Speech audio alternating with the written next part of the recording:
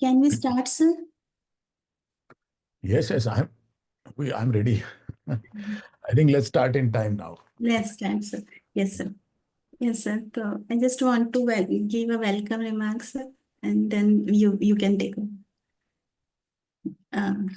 Respected eminent speaker, Dr. Ashish Makhija, sir, and eminent participants, good evening to all of you. It is my absolute privilege to welcome you all to this virtual roundtable discussion on the IBBI discussion paper, which came recently on 4th February on streamlining the processes under the Insolvency and Bankruptcy Code, organized by ICSI Institute of Insolvency Professionals in association with IPNet. At the outset, I extend my heartfelt gratitude to Dr.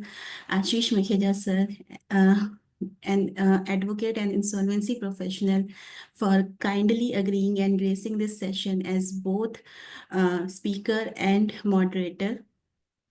Although many of us would already know Makhija, sir, but still sharing a brief and inspiring profile of Makhija, sir. Dr. Makhija is a distinguished legal practitioner and academician specialized in insolvency, corporate law, corporate governance, and forensic audit.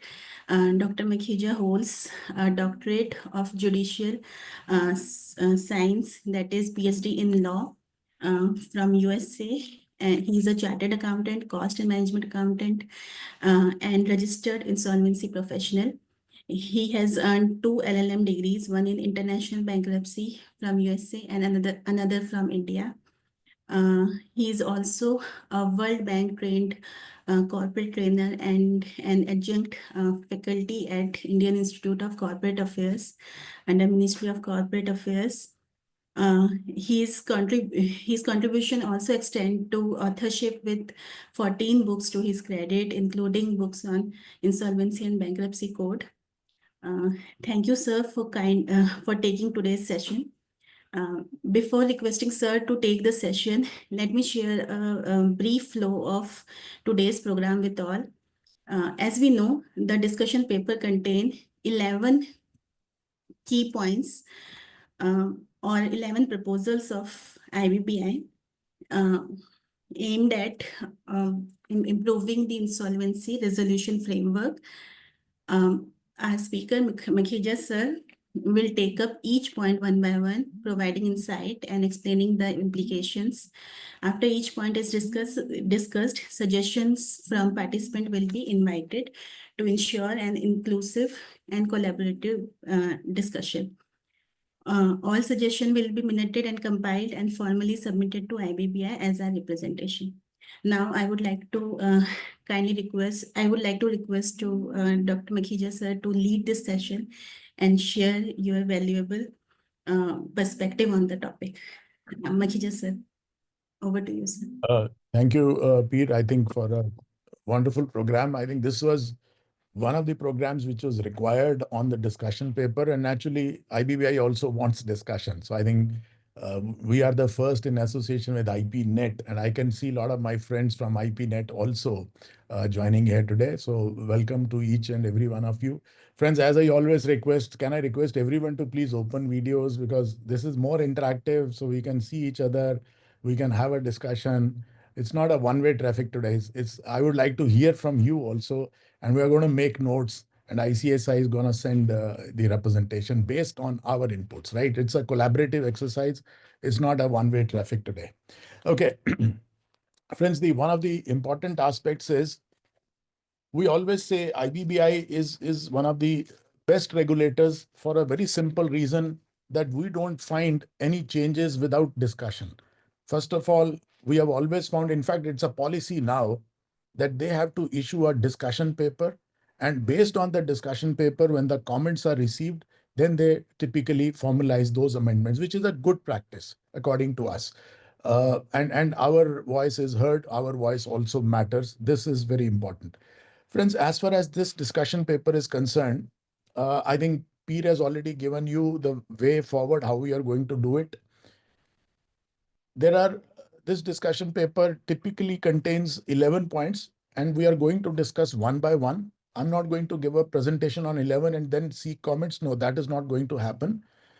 I will explain you the insight or the background of that point, why that point has come in, and then what is the proposal, and then we will have a discussion, and we will freeze our points or comments, and then we will move on to the next question, next issue which is there.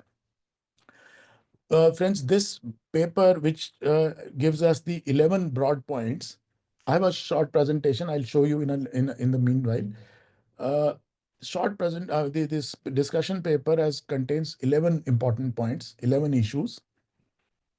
Out of that, 9 issues are dealing with CIRP.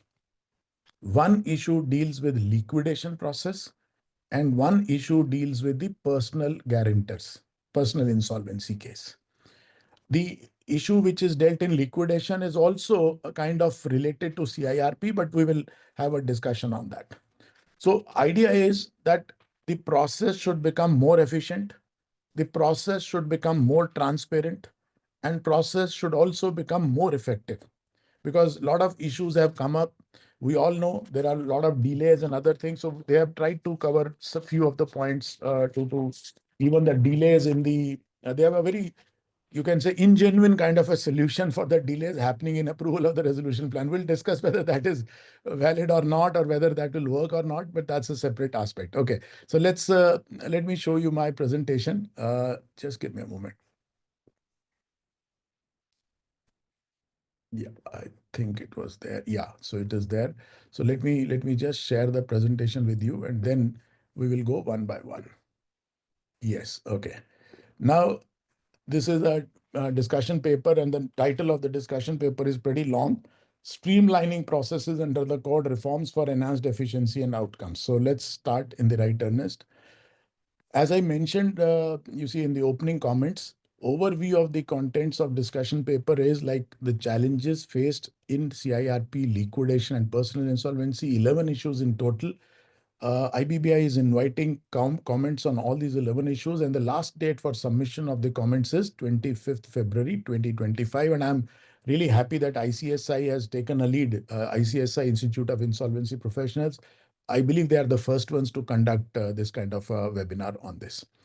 Now, let us straight away go to issue number one. What is the issue number one, friends? Issue number one talks about review of the expenditure on goods and services availed during CIRP. That means which are part of the CIRP cost. So this is an important aspect. I think it affects not only, you see, I mean, it affects all the IPs typically, because most of us have conducted CIRPs and we know that a lot of CIRP expenses are there. So what is the difficulty, the problem statement, and what is the issue involved, and what is the proposal? Let's understand, and then we will keep it open for a discussion format. So number one, they say that whatever expenses are incurred, there is no structured mechanism for evaluating the necessity and cost effectiveness of leases during CIRP. In fact, the discussion paper starts with that, and then it clubs with the other significant operational expenses. But typically speaking, they are talking about the leased properties which are taken by the corporate debtor. Assuming you take over, you become an RP. In a CIRP case, you find that 4 offices or 4 premises have been taken on lease. Now, whether generally speaking, if you apply moratorium under section 14(1)(d), we are all aware that the lessor cannot take back that property because of moratorium. But the protection has been given to lessor that if it is protected because he can't take back the land or the property or machinery, whatever has been leased out, now the rent which is payable on that during the CRP period, it forms part of the CIRP cost. So that is the whole problem where it lies. The question is, do we need that kind of a leased property to be retained by the CIR, by the corporate debtor during the CRP period, or should it be released? Now, nobody is actually evaluating this. So therefore, the problem has come is that there is no structured mechanism for evaluating whether that lease property is required to be kept by the CD or not. Supposing it affects the working of the company and the resolution plan may get affected, naturally you will go to keep that land or the property like it's a factory land. But if it is some kind of a spare warehouse which is not required, but it is you are paying or accumulating the rent on that, why should we keep that? Why can't we discharge? So this is the one, what are the important things are there? So first, they are actually saying the COC will now take a call. Now, friends, tell me, how will COC take a call? Naturally, if RP gives a report. So now it is also being mandated that in the, you see, the first COC meeting, whenever that happens, now RP will prepare a statement or the list or a structured report kind of a thing, and he will actually place it before the COC, and COC will decide whether to keep such kind of assets or not. And then on that basis, the RP will take action. And then, assuming there are significant operational expenses also, look at this.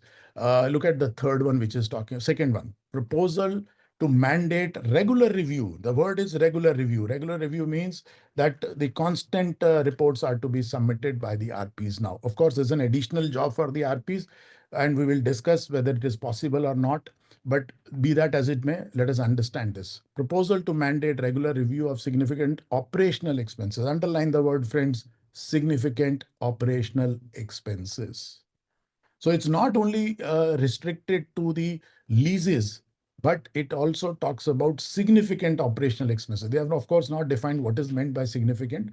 And then, of course, the assessment has to be done, comprehensive assessment of all substantial operational expenses, particularly focusing on lease properties under moratorium to the COC within 30 days of its formation. So whenever you form the COC, within 30 days, RP is supposed to place a report saying that, look, these are the leasehold properties, these are the substantial operational expenses. Tell me whether we should continue or you want abandonment of these. So I think this is the thing which is to be done. And then, of course, it's a quarterly review of these expenditures as a mandatory COC meeting agenda. So it's not monthly, but it is quarterly after that. Now, here, if the COC determines that certain lease properties are not essential for the CIRP, the RP may surrender such properties to prevent unnecessary cost accumulation. This is what they are trying to say, right? So review of expenditure, A, substantial operational expenditure or significant, and second, the leasehold properties, which may or may not be essential for the CRP. Who is going to take a call? COC is going to take a call. So this is the one which we are talking, and then of course they are talking about another aspect, the essential services. This is a small aspect. Of course, it is related to the first issue, so that is why I'm covering this. We are all aware that Section 14, subsection 2 talks about essential services. And if we go back to Regulation 32 of CIRP regulations, what does it say? It defines what are essential services. Now, in essential services, we are all aware that it includes that power, it includes water, it includes electricity, it includes telephone or IT expenses, which are not the direct input for the output to be produced. That means for office purposes and other purposes, you see, you can do that. Nobody will cut it. But if it is to be used for the factory purposes, naturally it does not fall under essential services. And to cover up that, we are all aware that 14(2)(a) was added, where the RP was now to decide about the critical services. So this can form part of the critical services. So therefore, IBBI has noticed in certain cases that protection of moratorium for essential services is being incorrectly applied by the IPs. And it is being also applied even when it is not, even when it is used as a direct input for the production or supply by the CD. So if you read carefully 14(2) read with Regulation 32, it cannot be for that purposes, right? So the current illustration which they have given, water supply being used for the sanitation purposes or drinking purposes, is an essential service. But if it is used for the production, it will not be. Now they are trying to replace that with a better illustration. So which is a very elaborate, this thing is there. So this is the illustration on your screen, which the IBBI proposes to add now. So they are saying electricity supplied to a corporate debtor for maintaining basic facility upkeep as such as lighting and power would constitute essential services. However, if the CD operates a manufacturing facility, the high voltage electricity supply required to run machinery may be considered as critical by the IP, as it is being used as a direct input for production, and current use for such services must be paid during CRP to prevent any service continuation. So they are trying to typically distinguish. So they are simply changing the illustration in Regulation 32 to define that. Okay. So now the new Regulation 32A. So let us look at, they are trying to add, I'll just share that with you on your screen just a sec. Which is an important regulation. So I thought I must share the exact wording of Regulation 32. Just let me take it out. Yes, management of the leased property. So just let me share this now with you. Okay. So now on your screen, probably you can see this. Can you see this regulation now? Is it visible, friends? No, sir. Achha, why it is paused? I don't know. Okay. Okay. Some technical issues. Should I share the discussion paper, sir? Yeah, Peer, can you do that, please? Thank you. Yeah, I don't know why it is giving me trouble.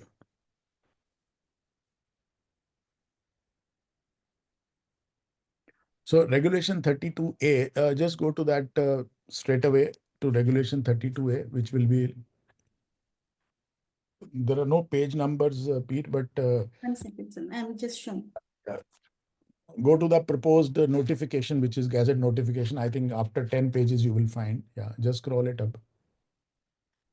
Finish this discussion paper, 11 points. After the 11 points, it will come.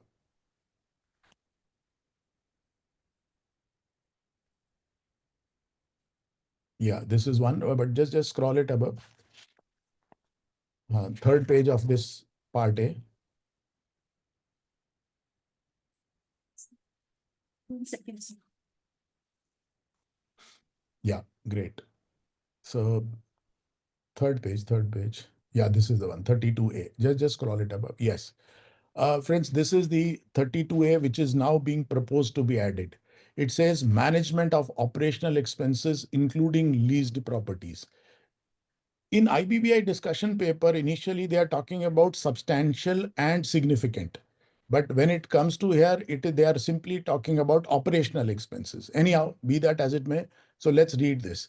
The resolution professional shall, within 30 days of the constitution of the COC, prepare and submit to the committee a comprehensive assessment report of all substantial operational expenses. So here they have used the word substantial, including but not limited to leased properties.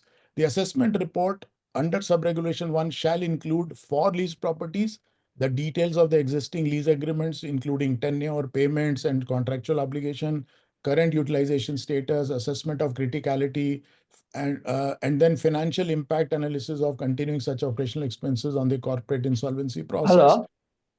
Then after this, the committee shall, within 15 days of receiving the assessment report. So RP has to submit this assessment report within 30 days of the constitution of the COC, right? It's not the first COC, 30 days after the constitution. And then within next 15 days of receiving the assessment report, then they will review the report. They will take appropriate decision regarding continuation or discontinuation of specific operational expenses. And in case of leased properties, they will have to explicitly, so it is mandatory on the part of the COC now to approve continuation or surrender or termination of each lease agreement. So this is the way the things are to be decided, my dear friends. The COC will have to take a call.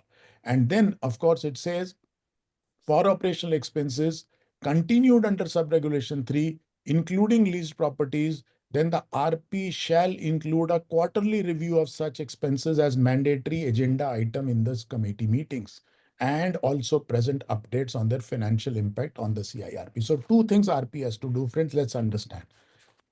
Of course, these are only proposed changes. The changes have not happened. We are discussing that. One, obligation on the part of the RP to identify and also look at what are the lease properties, how they are being utilized currently, whether this utilization is proper or not, what is their tenure, what is their payment schedule, and then assessment also, whether they are critical for the corporate debtor to run as a going concern or not. Based on that, COC within next 15 days will take a call whether to retain that property or they are asking for termination or discontinuation of that, even expense also. So it is including both lease properties as well as substantial operational expense. And then, of course, whatever is retained, then there is obligatory on the part of the RP to submit quarterly review of those, which as a mandatory item in the COC. So friends, I'll just stop it here. Please give me your comments. Let's hear from you. Whether this is a good provision, do you find there will be a certain difficulty? What kind of difficulties you are going to face, and what are the problems which the RPs are going to face? Sir, Shantanu here. Shantanu Ray. Yes, sir. Hello. Uh, Sir, my question is now here they wrote everything, and then in the initial discussion paper, they Right. said the Right. RP may surrender those properties. Why Right. are they saying may? They should say shall. If they Ah, say shall, the obligation shifts entirely to the COC to decide, and the RP should not be then expected to disagree with the COC and say that no, this was required and I disagree. They should say shall, because then otherwise COCs will not decide. Now, this is very good that they're saying within 15 days the COC is supposed to decide. Okay. Now, let's say what happens if COC says that these are should be continued. So let's say a case like a retail, if I may mention a case like a future retail kind of a thing, where all the materials of the CD were kept in leased godowns. Okay. Now you can give up the lease premises. Where will you ship the material? So these Okay. kind of issues are there. Okay, So I if Hmm. you can permit me, I think we have understood. See, the point Hmm. is, uh, the IBBI, of course, you are right. They have written May in the discussion paper, but if you read Regulation 32A, because at the end of the day, this will be applied, right? Once supposing it is brought into the statute books. So 32A clearly tells us that RP is mandatory for within 30 days, and then COC will take a call. It also says COC shall, right? The moment this happens, according to me, if you ask me, I think RP will have no option. Then he can't say, "Oh, Mr. COC, you decide like this. I will decide otherwise." I think he'll be in a great trouble, because if we read Rephrase करना है. sub-regulation 4, Peer, can you just scroll it a bit? So थोड़ा सा ऊपर कर दो 4 पे. We are at 3 right now. Yeah, 4. Look at this. Hmm. For operational expenses continued under sub-regulation 3, that means those which are continued. That means some are dropped, they are dropped. It says Okay. then the RP shall include in a review report, quarterly review. So you don't have to include something which has been left out by the COC. So according to me, I will read it like this. If the COC takes a call, RP will have to comply with their call. That's what my opinion is. May will be, if even if May is there, that is only in a discussion paper. It is not appearing here. And May should also be read as a shall, sir. That I don't force difficulty there. Okay. Now the question is, you also raised a very important point that look, you require a warehouse where some premises are. Naturally, COC will not tell you to throw out it somewhere. I mean, when you are giving a report, look at the point number 1. Peer, can you go to sub-regulation 1 quickly? Look at this. Here you are giving 4 things: current utilization status and occupancy details, assessment of criticality. Look at the word assessment of criticality for maintaining the CD as a going concern, financial impact analysis of continuing. So COC will have to take the decision in a holistic manner. They can't say, "Oh, Mr. RP, surrender this lease and keep the material on road." I don't think they are being fair then. So naturally, they may tell you also one more thing. Okay, leave this premises where you are paying 1 lakh rupees per month. Take a smaller premises where you pay only 10,000 per month. That's all right. But I don't think COC will be too unfair to say keep the goods on somewhere else. I mean, you can keep it outside. Anyhow, okay, good point though. One more thing, when they're saying uh, whatever COC decides to continue, Correct. let's say, some the examples were there that if you are using the electricity for running the machines Right, in a right, company, right, sometimes just to keep the machines in a good shape, right. you need to run them time to Correct, time. correct. Now, most of the factories, they Right, have this fixed load, some kind of a high tension fixed load, where they are bound to pay something per month, correct, minimum, whether they correct. use it or they don't use it. Okay. True. Now, if I have to keep the machines running, to keep them in a good condition, but I cannot afford because it's not really getting me a profit. Hmm, That's a call. hmm, Then also the tricky situation is if there are certain labors, hmm, okay, and let's say the COC decides close this down, where does the termination dues as per the Industrial Dispute Act becomes immediately payable, due and payable. Where does all this money comes from? This is something which the regulation doesn't seem to provide. They should then provide that the COC shall make arrangement for the funds if there are certain financial implications. I have Oh, seen this in my case because what happens is if you close down a factory, uh, and many a time it might be wiser to do so, but then all your dues, all your this thing under the Industrial Dispute Act and all the other labor laws becomes payable, and these are all supposed to work harmoniously, and RP is supposed to comply with all the laws. no, no, we have got your point. See, there are So two. maybe some kind of a suggestion. I mean, I'm just pointing out the problem There are so many other colleagues here who can possibly come up with some suggestion which we can finally give it to the. Let's hear others also because, sir, Ah, we have 12 yes, points. yes, And yes, if we yes, go yes. 10 So I minutes, rest my case here. yeah, Maybe sure. others can Sure, sure. kindly contribute. Thank you. Sir, Thank good you. evening. Sir, good Acha, evening to you. This is Bhuvneshwari. Maheshwari ji, Uh, just can you just hang on for a second? Friends, may I request each one of you, we'll go one by one, those people who have raised hands.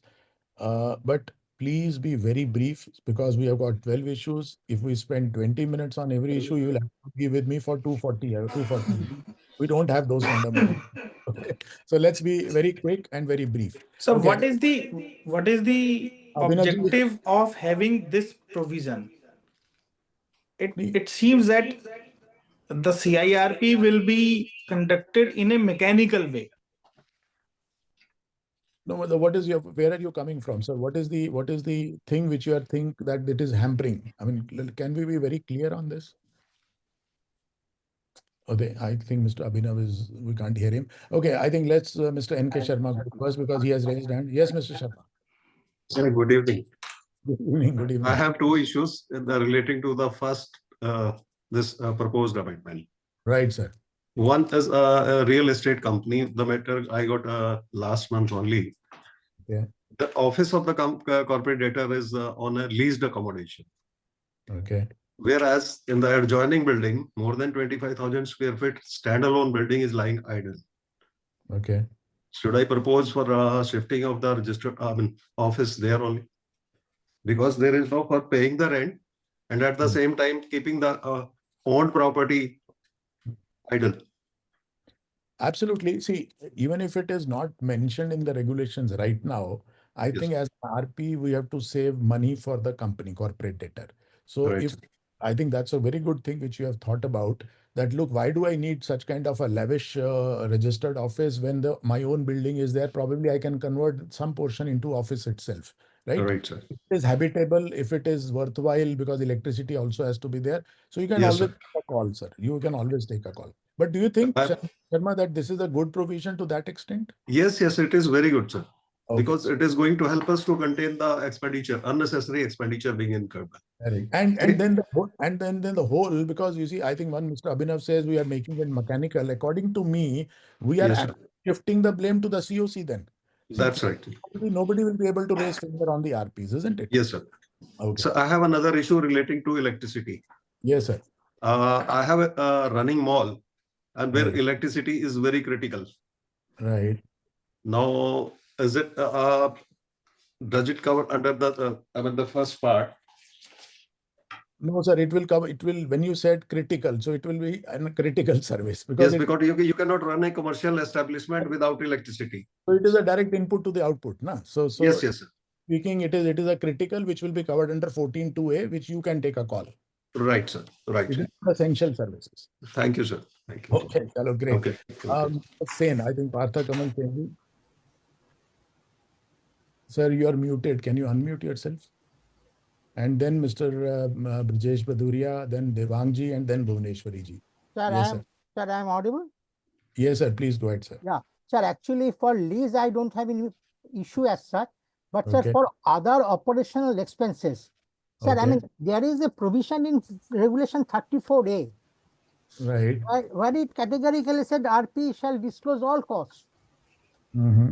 And also, sir, if you see regulation 33, it is mentioned the costs are approved by COC.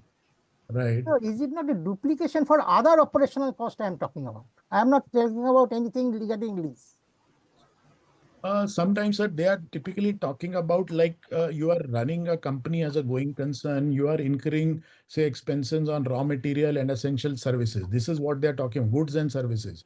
Now, Okay. that does not form part of what you are talking about, right? You are placing those expenses as ratification, no doubt about it. But you are taking a call from them whether to continue with those expenses or not. Actually, sir, we generally do, we make a budget every month, we get it approved and also the actual expenditure. Correct. I think the budget, what you mentioned is, I think we can also suggest here that rather than you see COC dealing with significant operational expenses, I think RP should be mandated to prepare a budget and get it approved by the COC. I think that's your suggestions. Yes, yes, sir. Okay, Yes. okay. I think that's a good suggestion. So we will definitely note it down. Yes, Okay. thank you, sir. And now let's go to another very experienced RP, Mr. Brijesh Singh Baduria ji. Yes, sir. Please go. Yes, sir. Thank you very much, sir. Sir, Yeah. this I believe is a very good proposal, including this one and other one also, because in fact I am stuck in a property which is leased to the corporate debtor, and unless there are no assets other than that leased assets, and the COC is saying there is no recovery is going to happen in this case, why we are maintaining? And that person has filed IA and NCLT has refused. They say that it's a moratorium. So neither COC is paying, willing to pay. I have installed security there. So one thing is that this is a very good suggestion. Another is, sir, it's a very good suggestion because this the objective of bringing this is to explain to IPs that they have to make an assessment of each and every expenses, whether it is required or not required. Then they have to come with the proposal to the COC. Correct, Like correct. budget here, some. So I think this is an opportunity where we can develop some kind of, sir, formatting also. Correct, Because correct. normally, because some people are coming from corporate background, they know the budgeting. Some people are purely from consultancy background, they are not able to guide the COC. In my case, COC, many times some members ask, RP को सीधा straight बोलते हैं, भाई, what is your proposal? You tell us. So that's why RP has to come prepared with his own assessment, whether he want to continue with certain expenses or not. Because in my case, I myself brought some proposal to the COC that we have got very high load of connectivity, electricity in the plant. Why should we maintain that much of load? Because the volume is very low. So I on my own got the electric load reduced. Correct, So correct. my point is that, but my suggestion is that some kind of formats, etc., if can be incorporated or suggested, that would help RPs. Acha, report format you are saying. Some kind Report of format. report form. Okay, I think that's a good suggestion. But overall, what I heard from you, you are supporting this because A, it will save cost. B, it will save even security charges also because you have to keep security also, right? Yes, For a of leasehold. course. And then, but you are wanting that it should be kind of standardized or some format should Structured also, it will help many RPs so that there is no, they are not in trouble in preparing the reports or making the assessment and all those things. they are already loaded with so much work, so even the formats will help them. Okay, great, sir. Thank you so much. Divangji, yes, sir. Can we hear from you? You'll have to unmute. Yeah. I have 3 points basically. First, Yes. not only IT, but even the suspended management and the COC should be made responsible for giving all the details they have on leases, TV study, the ASM audit, etc. Because even when they have done due diligence, only after that they have paid the money. If IP is not having the complete data, it is their duty to give the data and not to push the blame on IP. So Sir, as both far of as them are I'm just interjecting you, sir. As far as data is concerned, there is another suggestion. We'll deal with that when it comes, sir. Okay. okay. And So, yeah, so that is okay. This was one important main point. Next thing is when see all the costs etc. are already known to the COC. Only issue is if the resolution goes well, everything is okay. If resolution doesn't go well, the blame falls on IP. We have no solution to that. That's the fact. All right, sir. All right. Understood. But anyway, we are not discussing that area right now. We are discussing point by point. Thank you so much. Yes, Bhuvaneshwari, ma'am. Sorry, I stopped you earlier. So sorry. No Yeah. problem. Good evening. I'm sorry I'm not able to come on video. No worries. Sir, I feel this is a very, very good proposal. This is going to facilitate help in better resolution during CARP. In Right. fact, I have one experience where I was the liquidator and the CARP was run by another professional for 24 months. Because of very high leased expenses, the entire CARP cost got mounted. During the liquidation, I had to sell all the assets and pay only the lease rental. So creditors, Nobody else got any money. yeah, this is what exactly is mentioned in the discussion Yes, paper. correct. And the leasehold lessor, they could not get the property from the RP. They went to the Supreme Court. Supreme Court gave a direction within 15 days it should be vacated. Unfortunately, I became the liquidator. Within 15 days, I had to do firefighting, find another storage place, shift everything, and then hand over the premises. I No, no. think this is a very good proposal, sir, including the operational expenses. Thank you. Thank you. I think you are one of the competent liquidators, so you could do that in 15 days. Thank you so much. Okay, yes, Mr. G. Kasi Viswesh. I think I don't know. I'm not able to read your full name, sir. So let me call you Mr. Rao. Okay. Yes, sir. Please unmute yourself. Yeah. Good evening, sir. Yeah, sir. actually, I have a small two issues. One thing is that this is a welcoming one, and the Right. properties, if they are let out by the promoters himself, Right. where the factory shed or godowns are located, and is it if they want to continue this, whether we have to pay the the lease rentals to the promoters, and will they part the ARP cost? Okay, sir. Is a related party issue. Okay, we are not into today in a problem-solving situation, but anyway, let me answer it very quickly. The Yes. question law does not make a distinction between who has given, who is the lessor, right? Okay. Whosoever is the lessor gets a benefit under 14.2 read with regulation 32. Sure. But having said that, if you feel that the promoters have leased this property to the company, but it was a kind of a preferential or a fraudulent transaction, then naturally you can avoid those under those sections. Okay. So the second one. Otherwise, law does not make a distinction between who is the lessor. Okay. The Okay. second point is that suppose if the COC has taken a decision to terminate the lease agreement, Right. then they, the persons who have let out, I think they will be having certain rights, claiming the damages and all that, which I think this has not covered. Okay. See, Suppose. the point is, See, these are all, you are right. These are all commercial contracts. So therefore, even on termination, so here is your good point. Even if the COC says, okay, terminate it, RP should be ready with the provisions of that lease agreement saying that, look, if we terminate, these are the consequences. You will have to pay X amount instead of X, you will have to pay Y amount or whatever, or you will have to take some legal help for that, right? Yes, yes. So you are right. But that is the job of the RP. It's a commercial decision. I don't think this can be inbuilt in these regulations, sir. I hope you agree with me because it's a commercial call. Okay. Okay. Chalo, great, but good point, sir. Okay. So friends, let's go to the next point. Anyone else who would like to speak on this first point? I think everyone is supporting it. Okay. So let's say that, look, yes, it is there. Okay. Let me share my presentation once again. Okay. Peer, can you just, yeah, okay. So let me share it. I'll just go to the second point and then we will quickly deal with the other issues. So essential services and critical services we have already covered. So the second one is, this is very important. And I think Mr. N.K. Sharma, who is there, and many other have actually handled some cases, coordinated insolvency resolution for interconnected entities. Now, this Yes. is very, very important. Like, particularly in real estate, right? Mr. Sharma is handling real estate matters where two companies are the owners of the land. The third one is a kind of builder or a developer. So these becomes interconnected. This is possible even in other companies also, not only real estate. So what is the problem statement?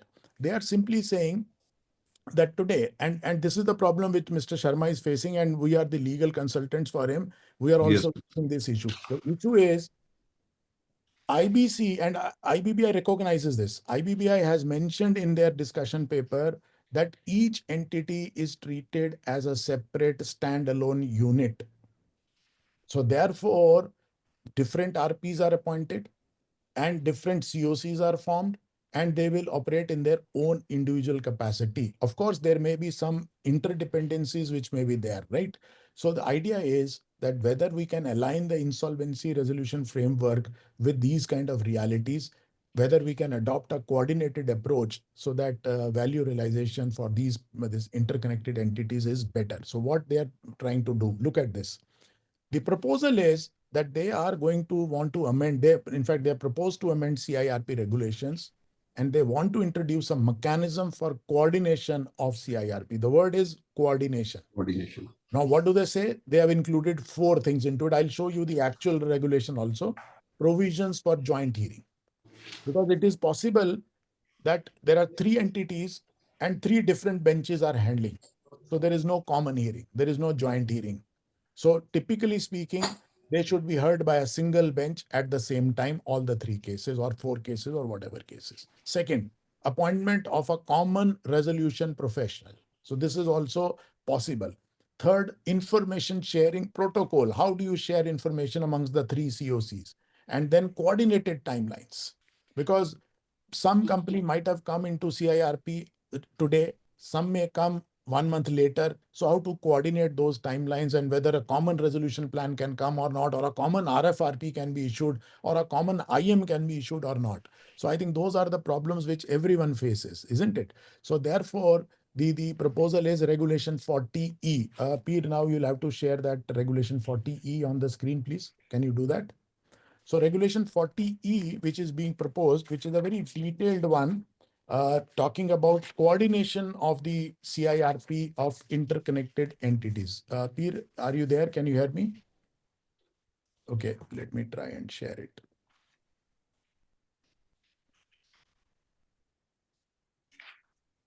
Page 17, sir. Yeah, okay. Yeah, Rashmi has shared it, right. Rashmi, yeah, 40E, right. Coordination of insolvency resolution process of interconnected entities. Now they are saying where there are 2 or more corporate debtors undergoing CIRP are interconnected. So first word is interconnected. Now, maybe you may have a question here. What do you mean by interconnected? They have already defined it, which may be based on the existence of control or significant ownership. Next 2 important words are control or significant ownership. They have defined that in a next paragraph. The RP of any such corporate debtor, any such, supposing there are 3 companies, any RP can approach, may file an application with the adjudicating authority for coordinated conduct of the processes subject to obtaining, look at this word, subject to obtaining prior approval of the COC. By a vote of not less than 66%, by a vote of not less than 66% in the value of the creditors of that meeting. And for the purpose of subregulation, the term control will have the same meaning as in the Companies Act. We are all aware what is the meaning.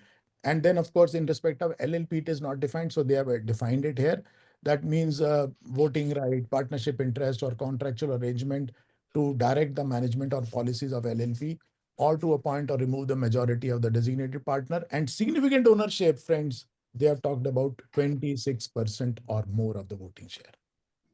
So control or significant ownership. These are the 2 words which are there. Then let's go to the next provision first, and then we'll have a discussion. The adjudicating authority may, so it's not mandatory for them, if satisfied that coordination would be in the best interest of the corporate debtors and their stakeholders, pass orders for joint hearings, appointment of a common resolution professional, information sharing between the resolution of professionals, and then coordination of timeliness. And there is a last sentence also, or any other measure may be deemed fit. Now, friends, here I can give you my opinion. Yeah, Rashmi, just leave it here. No, can you just keep on sharing it, please? So here I just want to draw your attention to a very important point, friends. Here, number 1.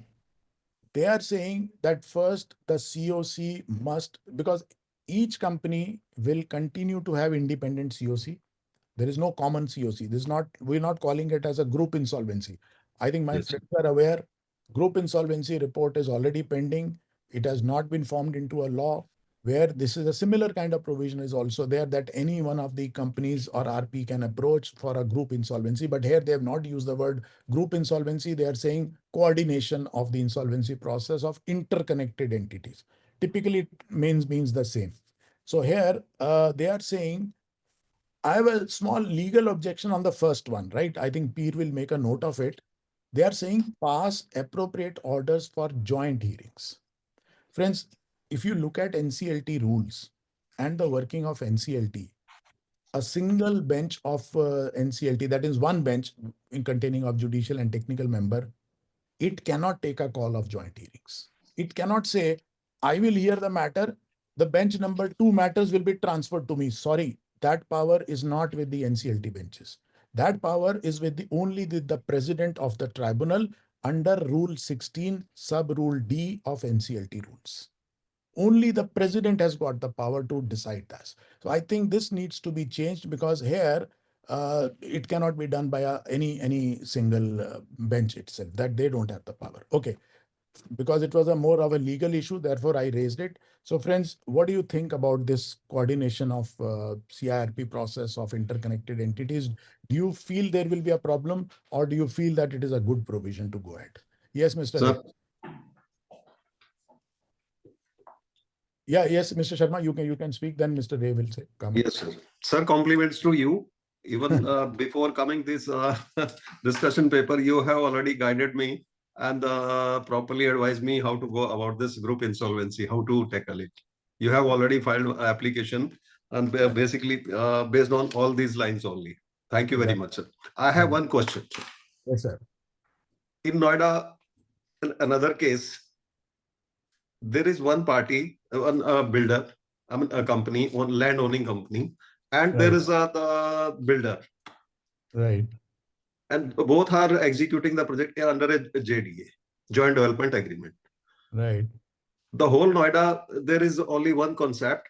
This concept is going in building. I think somewhere IBBI has missed that. Otherwise, they could have all covered this part also. Number of cases going on in Noida could have been resolved, because only it is the builder which is going under CIRP, whereas the land owning company is not doing anything.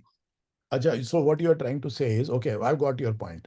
So what you are trying to say is that here we are talking about both the companies or three companies being in CIRP together at the same time or maybe at different time. Yes, So sir. what Yes, sir. happens if two companies are not in CIRP Yes. and companies only under CIRP, but it is still interdependent upon the other two entities? Yes, sir. So what do you want, sir? Should we bring those two companies also in? The two companies should also come. But See, suppose, if suppose IBBI gives draws some about such cases, I think number of cases in Noida, at least Noida, Greater Noida, will be resolved. But Mr. Sharma, let me ask you a very small question in a lighter vein. Yes, sir. If company is a solvent company, why should we bring it into CIRP? Sir, in that matter, you because of the interrelation, that Right. that development right is a property. Right. How to resolve that matter? We both have to face maybe day after tomorrow. Sir, that will be resolved in real estate insolvency, which is another subject which is pending with IBBI. They are coming out with some more suggestions there. Sir, I think well in advance you must advise the IBBI. They need to take care of this typical problem. Right. No, we got it, sir. Okay. Yes, Yes. Mr. Go ahead, sir. Sir, you have to unmute yourself quickly. And Sir, everyone, sir, sir, yeah. So it says, I was just reading out, any such, the resolution professional of any such corporate debtor may Right. file with the adjudicating authority. Then coming to this thing, obtaining prior approval of each committee of creditors. So this is this each part. Supposing I am RP of one company, there are two other RPs of two other companies.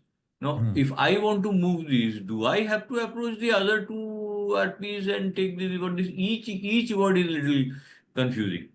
Right, I agree with you. It's a drafting error.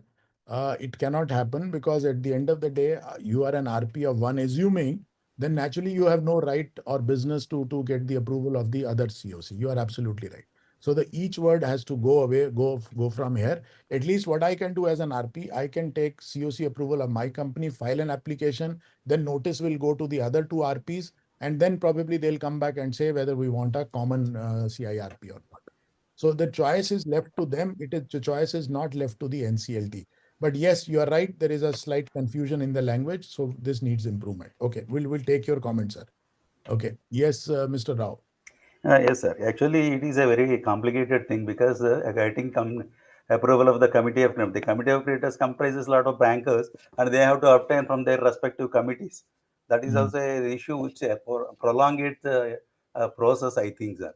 The other thing is that instead of RPs from each connected company, can there be a committee kind of resolution professionals for taking any common decision or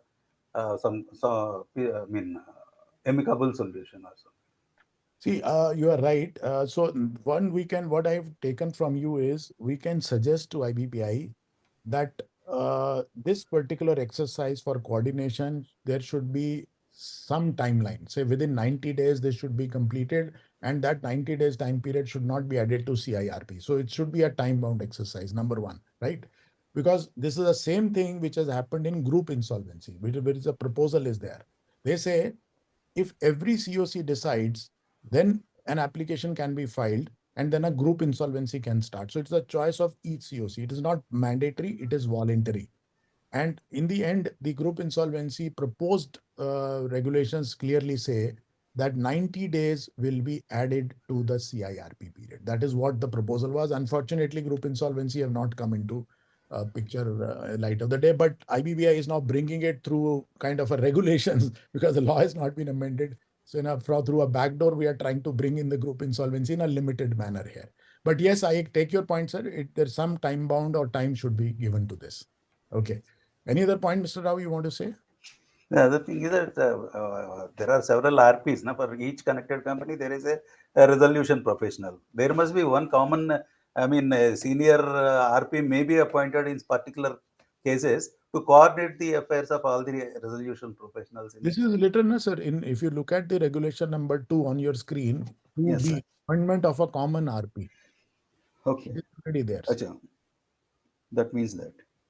And then again, they are saying information sharing between the RPs. So they are also envisaging a position where the different RPs continue, but there should be some mechanism to share the information between all of them. Actually, let me tell you, if any NCLT is going to pass an order, they will actually rely upon group insolvency proposed report which is there, because there is no other guidance other than that. Okay. Yes, Mr. Brijesh. Yes, sir. Again, this is also very good suggestion. In fact, I am also facing similar issue. But my experience with COC is, sir, they are already aware of these kind of problems. In fact, they are telling us ki why not to take this kind of decision that you are also appointed RP in that case also, because what is actually happening is in case of typically middle type MSME type of CDs which are going to CIRP, the promoters are very smartly they are playing with the bankers. What they do, sometimes they transfer the assets to different company, then they appoint some different RP there. Some RPs are naturally prompt enough, some RPs are very slow going, and all these issues are there. So what is happening that these promoters are misusing this process. They are initiating different insolvency. For example, if they are assessed, and then in one case, if resolution plan is approved, then they move in different company and they submit some kind of composite plan. Then again COC is confused कि यार ये उधर assets हैं इसमें क्यों दे रहे हो, इधर assets हैं उसमें क्यों दे रहे हो. So I think one more suggestion can be added, that there can be a provision for enabling composite plan for all these entities also, sir. Okay. So composite plan, of course, that is the idea. But there is one thing which I got you from what you were saying is, that's a very important point which you have raised. See, supposing there are companies which are, I think may I request, my friends, may I request everyone to please mute themselves if they are not speaking? Yeah, okay, thank you. So one is like there are 3 companies. One RP of one company goes to NCLT, says, I want coordinated of these interconnected entities. Now, what will NCLT do? Can it order on its own? I don't think so. They will issue notice to the other 2 RPs. Now, then that RP probably will have to go to each of the COC and get a 66% approval. This was what was envisaged in group insolvency also. So I think this becomes, as Mr. Rao also mentioned, then this becomes a complicated process. A delay will be added, time will be added to that, because the time will be given. By the time, what happens to the CRP process? Will it get stopped? Will you get exclusion for that time period? So I think these things need to be clarified. We should put those questions. I think these are the good things which you have raised, sir. I definitely agree with you as far as the composite plan is concerned. Definitely, that's a good suggestion, sir. Yes, Mr. Hari Prasad. Okay, another wonderful person, very knowledgeable person. Yes, Mr. Hari Prasad, go ahead, sir. Sir, good evening, sir. Good evening. This is a very good proposal, sir, as it is. But Okay. only some clarity for this is Right. appointment of a common professional. Right. A common professional means single professional is appointed for the different corporate debtors, interconnected parties. Then Right. again, they say that information sharing between the resolution professionals. That means So, there will be different resolution professionals for different corporate debtors of interconnected. no, Mr. Hariprasad, I will read it in a different manner. Here it says adjudicating authority may.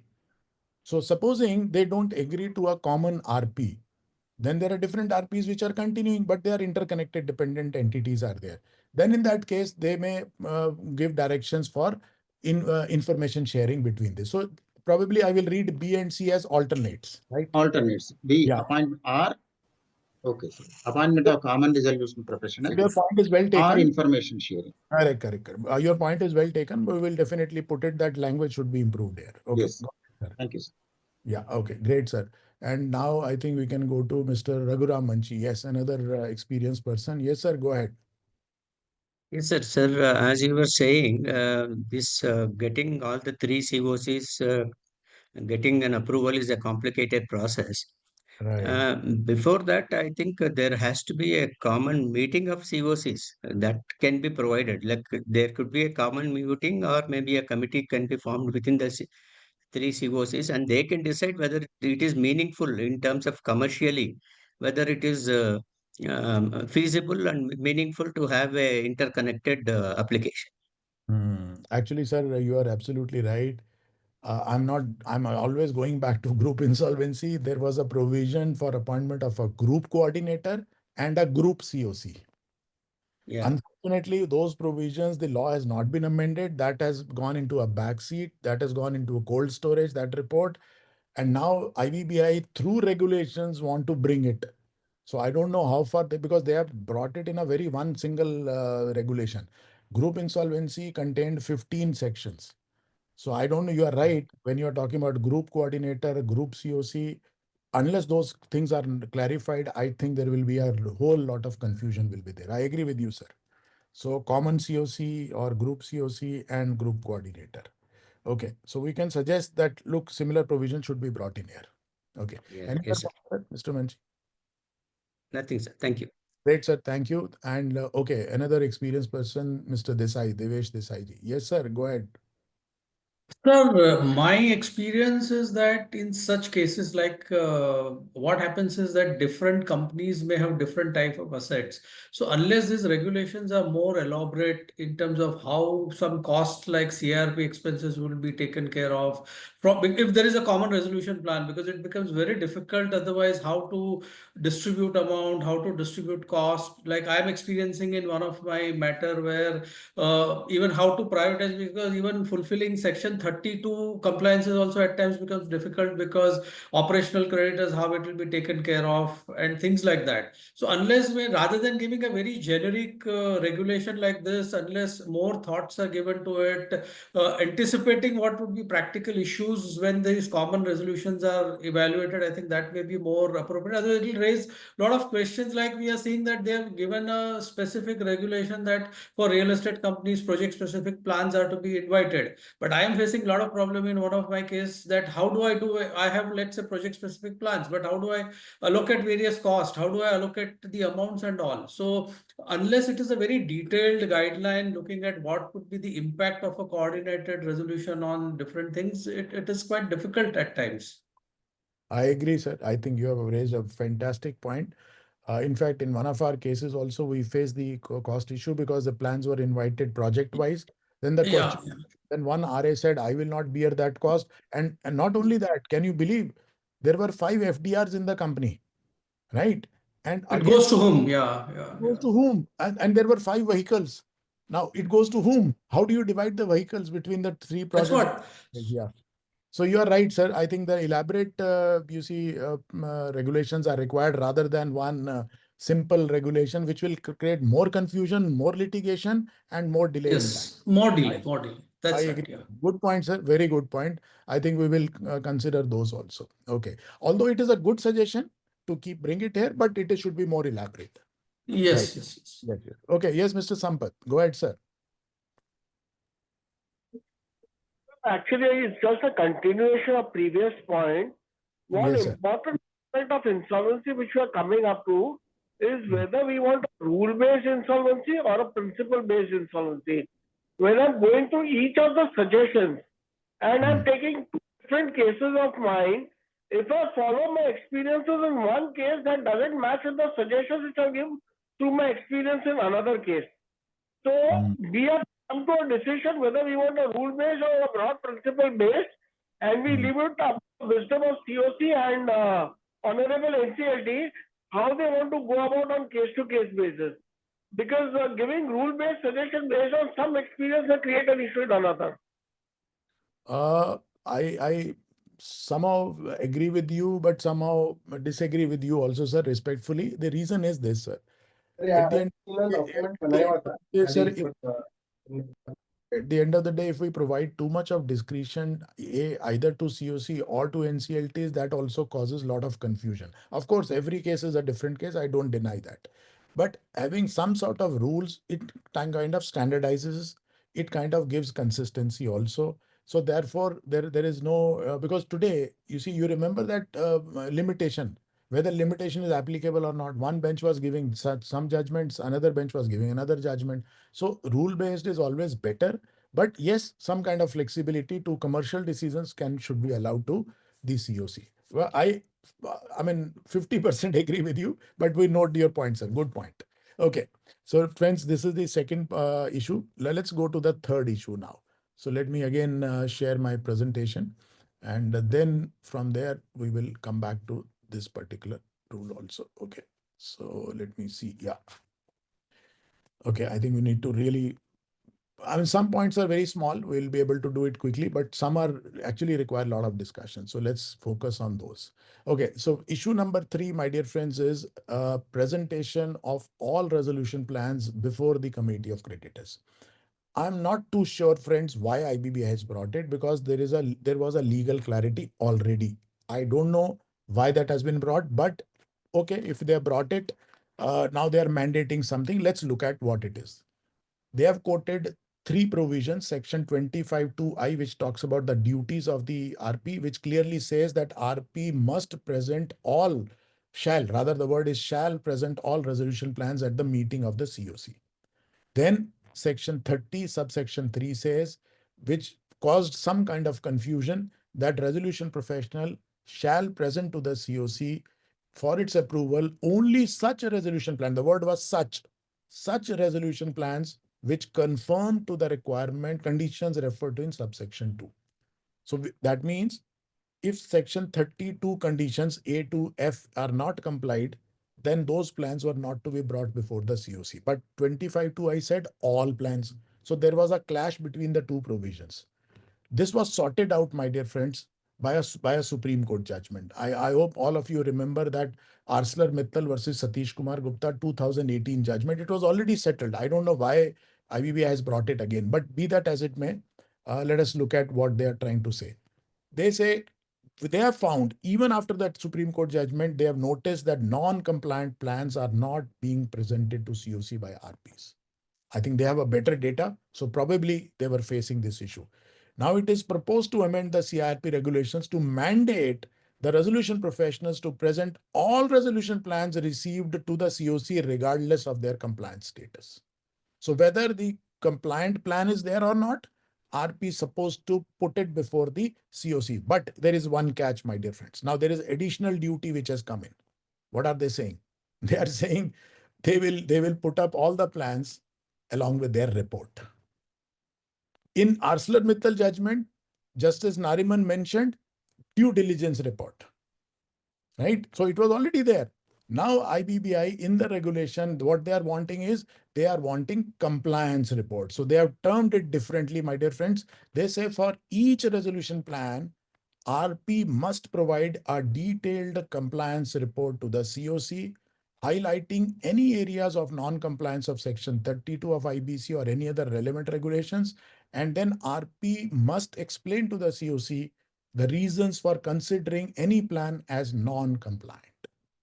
So for compliant, naturally you were giving that report, affidavit, everything, that it is all in compliance. Naturally it was a part of it.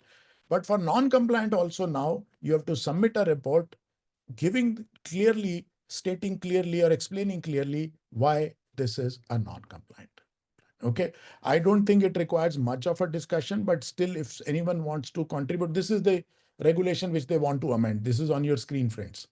So 12, they are wanting to add 2A into it. They are saying RP shall also submit to the committee the resolution plans received which are not in compliance with the provisions of the code and these regulations and specify in detail the aspects of non-compliance. So friends, I would like to know from you whether you guys were putting all plans before the COC or you were putting only compliant plans. That is first question. 2, now, of course, you will have to put a report also along with that. And if you have any comments on this proposed amendment, I think we'd like to hear from you. Yes, Mr. Desai, go ahead, sir, first. So actually, I was trying to follow the process of presenting all the plans, but in one of my matter, the problem that I faced was some of the COC members read the section 30 and they said that you only place before us plans which are compliant. You don't place, if it is non-compliant, you don't place.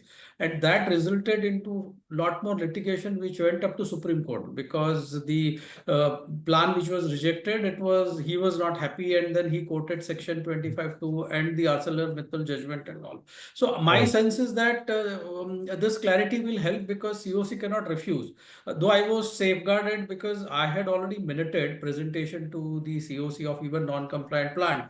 But otherwise, people would have blamed me for not presenting. So this is, I think, once it is there, they can't refuse. I think that I'm in support of a clarity, though it was there by way of judgments, but I think it is helpful. So great. I think I also agree with you. Clarity or a rule making, as Mr. Sampath says. So we are making it more rule based. Fine, it is all right. It's more clarity. Correct. Okay. Yes. Bhuvaneshwari ji, go ahead.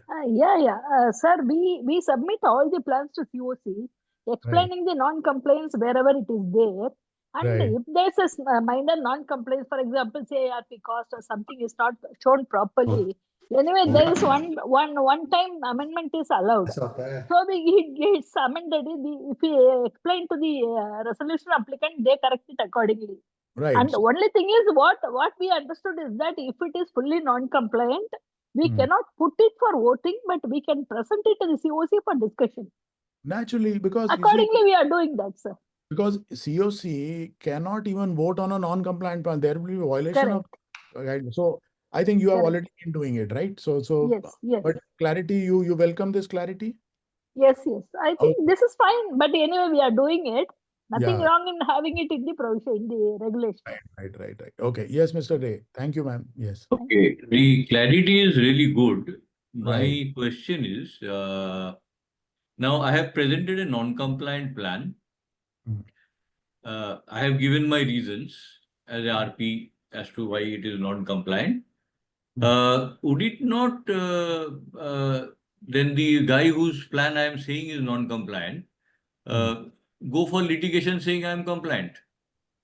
What means, it can still lead to litigations if the person whose plan I have said non-compliant based on X, Y, Z keeps litigating and going right up to the Supreme Court, as my preceding speaker said, So can a COC take a decision that we will tell if the non-compliant plan is attractive, tell the party to become compliant and then do it, except if it is violating 29A, except if it is violating 29A.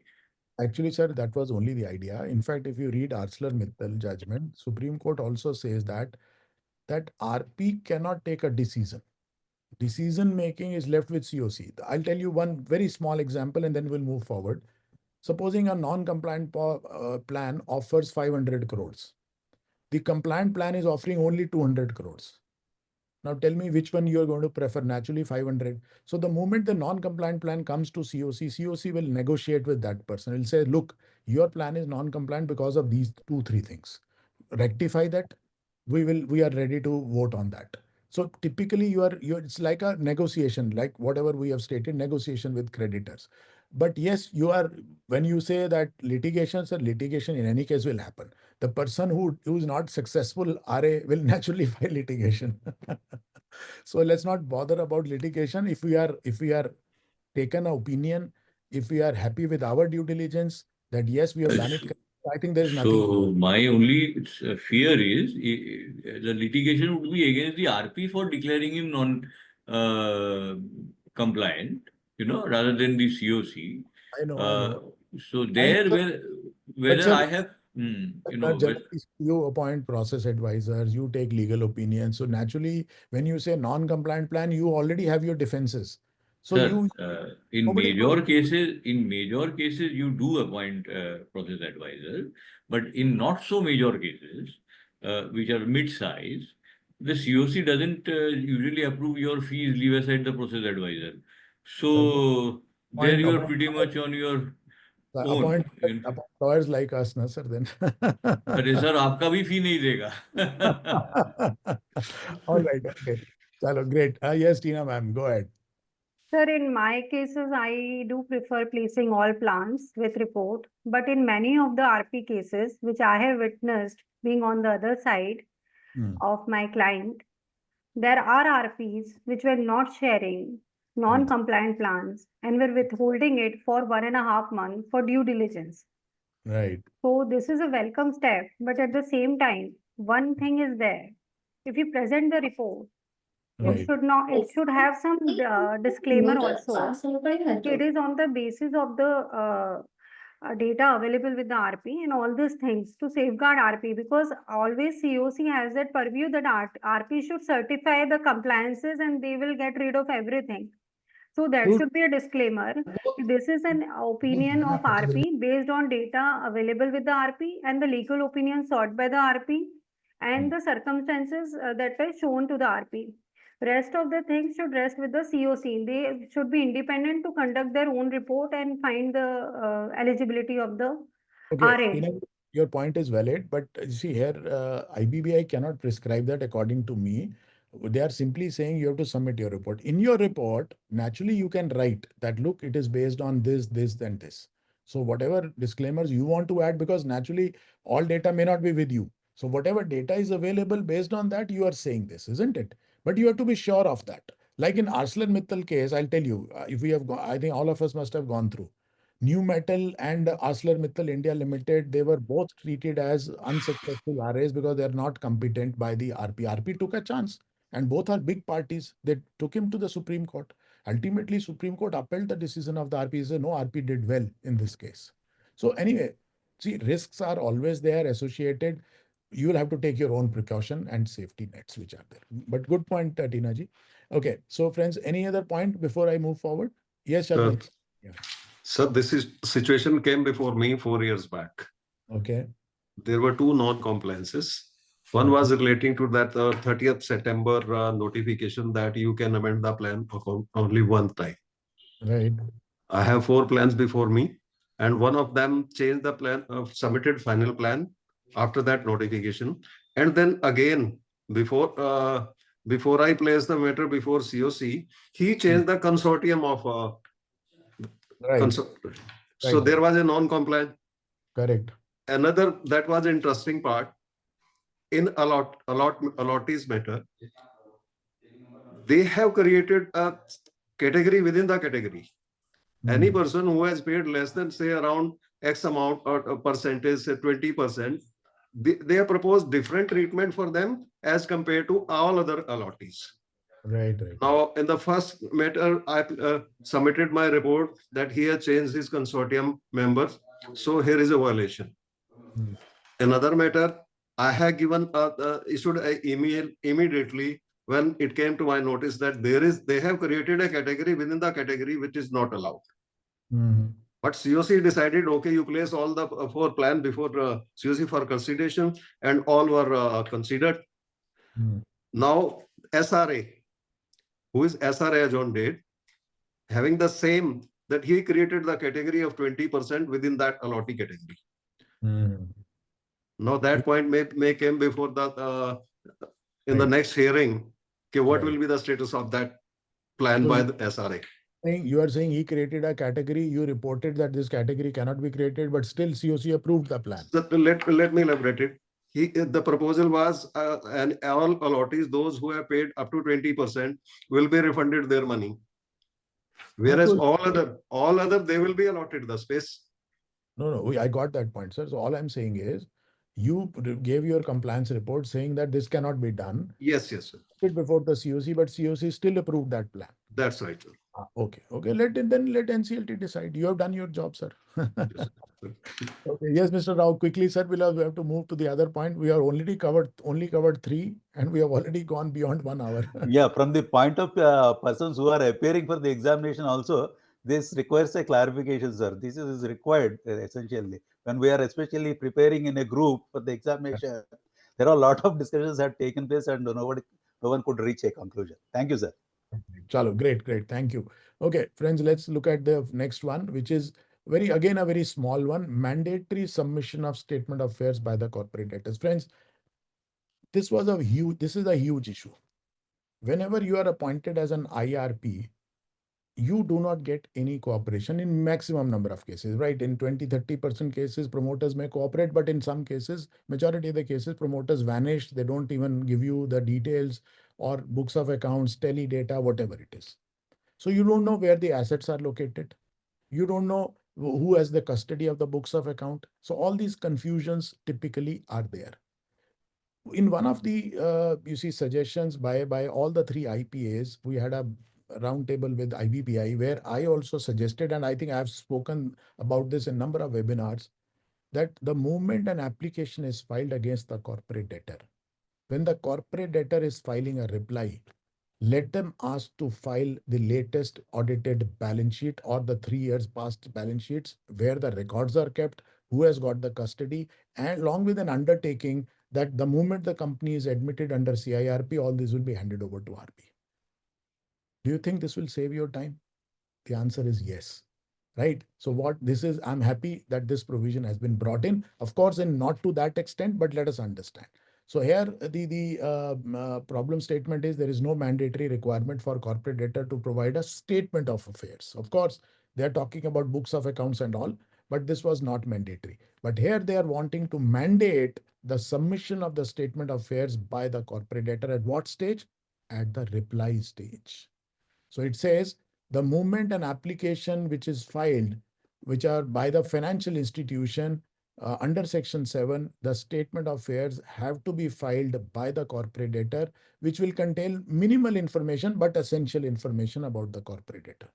The only catch, and I'm only concerned about that, and I must clarify this. This provision is only applicable for Section 7 applications, not for 9. Number 2, and that application also filed by a financial institution, not by every financial creditor, only financial institution as defined in Section 3 clause 14 of the code, where it includes the financial institution as per PFC, public financial institution as defined in Companies Act, nationalized banks, scheduled banks, and then financial institutions as defined in the RBI Act. So only those, including ARCs, of course, ARCs will be covered, but not the other. Supposing a private financial creditor is there, who is not a financial institution, then this provision is not applicable to them. So this is only applicable to limited categories of persons. Number 1, we should also debate whether it should apply to all or not. That is one question. But let's understand the whole proposal first. So copies of financial statements for last 3 years are mandatory. Then brief overview of employee and workman details. This is also a good point. And third, information about where and under whose custody the books of accounts and records are maintained. So 3 things on an affidavit have to be submitted by the corporate debtor while filing a reply to the Section 7 application filed by a financial institution only. So this is the whole proposal, my dear friends. Very short proposal. Regulation 2E is there. I think this says what I have said. I don't think we'll have to read that. Any comments, friends? Do you think should it be extended to 9, or should it be extended to all financial creditor, or should it only be restricted to financial institution? There is a logic behind. Of course, they have not given that logic, but I know what the logic is. Anyhow, let me hear from you, sir. Okay. Yes, Tina ji. Sir, Okay, if they don't submit, it will prolong the process of admission of the case. Am I correct? That is in any case being prolonged, right? So I'll tell you, okay, your point is good, but let us look at, I did not mention that Section 274 of Companies Act 2013. Similar provision is already existing. It says, but there is small catch. Here also, I think that can be brought in. The word says, if the court or the tribunal is of the prima facie opinion that a winding up application is maintainable, because that only talks about winding up, then the court or the tribunal may direct the company to file the statement of affairs, and the format of statement of affairs is also given there, and along with its reply. And if they don't do that, then their reply will not be taken on record and they will not be heard. Such a strict provision. Can you believe this? That means आपका reply आपको सुना ही नहीं जाएगा. But the word which is there is, which is missing here, if the court or the tribunal is of the prima facie opinion that this application is maintainable. Now here that maintainability is gone, because I can anticipate one issue. Supposing somebody files a fraudulent application. Now the company is bound to disclose its statement of affairs, bound to disclose who are its employees, bound to disclose where the records are kept. So if a competitor files a wrong application, he gets all the information. So I think this can be misused also. So the word prima facie felt by the tribunal should have been there, but I don't know whether we can suggest that or not. I leave it on all the members there. Okay. Yes, Tina, you want to say something else quickly if you wish to say? Sir, in most of the cases, like what I dealt with, 3 years ROC report, everything they are not filing. If reply is not taken on record, natural justice won't be there.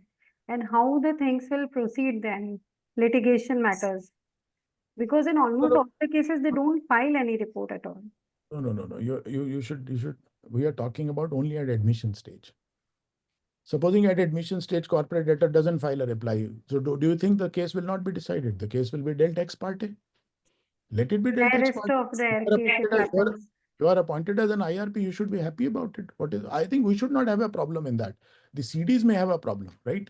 But Yes. But filing of statement of affairs along with the reply so that RPs get data, I think it's a good suggestion according to me. Okay. From Anyhow, RP side, it is good, but the Yeah. case should get admitted. No, It should not get prolonged because of these issues. in any case, they are being prolonged. So I don't care about that. वो वैसे ही time लग रहा है. Okay. Yes, Mr. Desai, go ahead, sir. I think at least for all the financial creditors, it should be there because, I mean, for operational creditors, there are a lot of questions about prima facie admissibility. There can be disputes and all, but I'm sure for financial creditors, it should be there. Maybe this should be extended that for any Section 10 application, it should be accompanied with the application simultaneously, so that the job is easy. I mean, maybe I'm just extending it. So maybe there it is the corporate debtor, but it should be accompanied with the application. Correct. So you are not in favor of OC applications? I'm saying, I mean, see, the issue is that somebody can take advantage of because if the success rate of admission of operational creditor is significantly low compared to a financial Section 7 application. So I don't know how and at what stage, or maybe some sort of a safety net can be built up where at some stage they may be asked to submit or something like that. Because in all the cases, if it is made, I don't know whether that is a good option or not. Yeah. But you are in favor of this particular provision, Of right? course. Okay. It is very helpful to the IRP. Of course. Yeah. Okay. Yes, Mr. Baduria. Yeah. My suggestion would be that we should, first of all, it should be applicable for all cases. All cases, yes. Including OCs also. OCs also. Number two, sir, we should also add a statement of affairs unaudited, subject to audit on provisional basis also, because they will otherwise they will be seeking times we are getting the audit done, our auditor is not available, and all those things will come up. So the first stage requirement should be the जैसा है वैसा तो लगा दो आप कम से कम as it is. So whatever is available, right? Whatever is available, sir. Right. Okay. And to clarify, we can add unaudited provisional basis also. Okay. I think your point is well taken. To certain extent, this will make our life easier, sir. To certain extent. Absolutely. At least you will have some data to play with. Yes, sir. Yeah. Okay. Yes, Mr. Ray, go ahead, sir. Yes, sir. This is a very good provision, and up to financial creditors, it is okay. Operational creditors, the point which you said that maybe some competitor may file it to get the information and all that. So operational creditor, I also feel maybe it's not required, but it could be that if the case is admitted,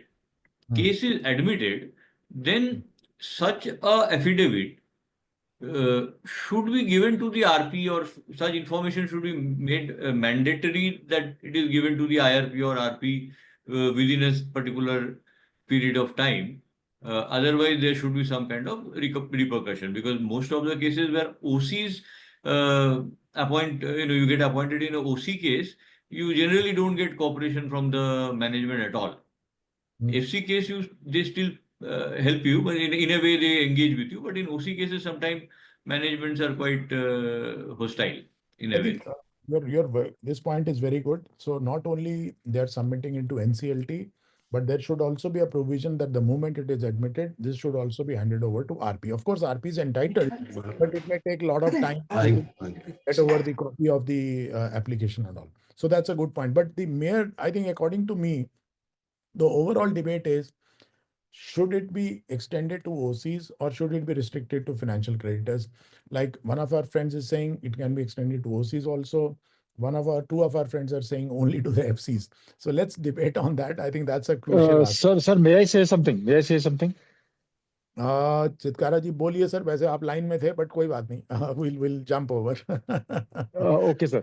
Others were So, waiting patiently, but anyway, go ahead, sir.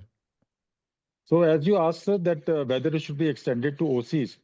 So my point here is that in any way, if the application is a Section 9 application, so like one of the members said that usually the CD is quite hostile. So thing is that actually in any way, in case of any of the application, so they are going to dispute this very fact that yes, application is filed, and so this should not get admitted. So litigation. I think Chitkara ji, I'm just interrupting here. Friends, just tell me, how many of you have found that the ex-promoters or suspended directors have been hostile to you?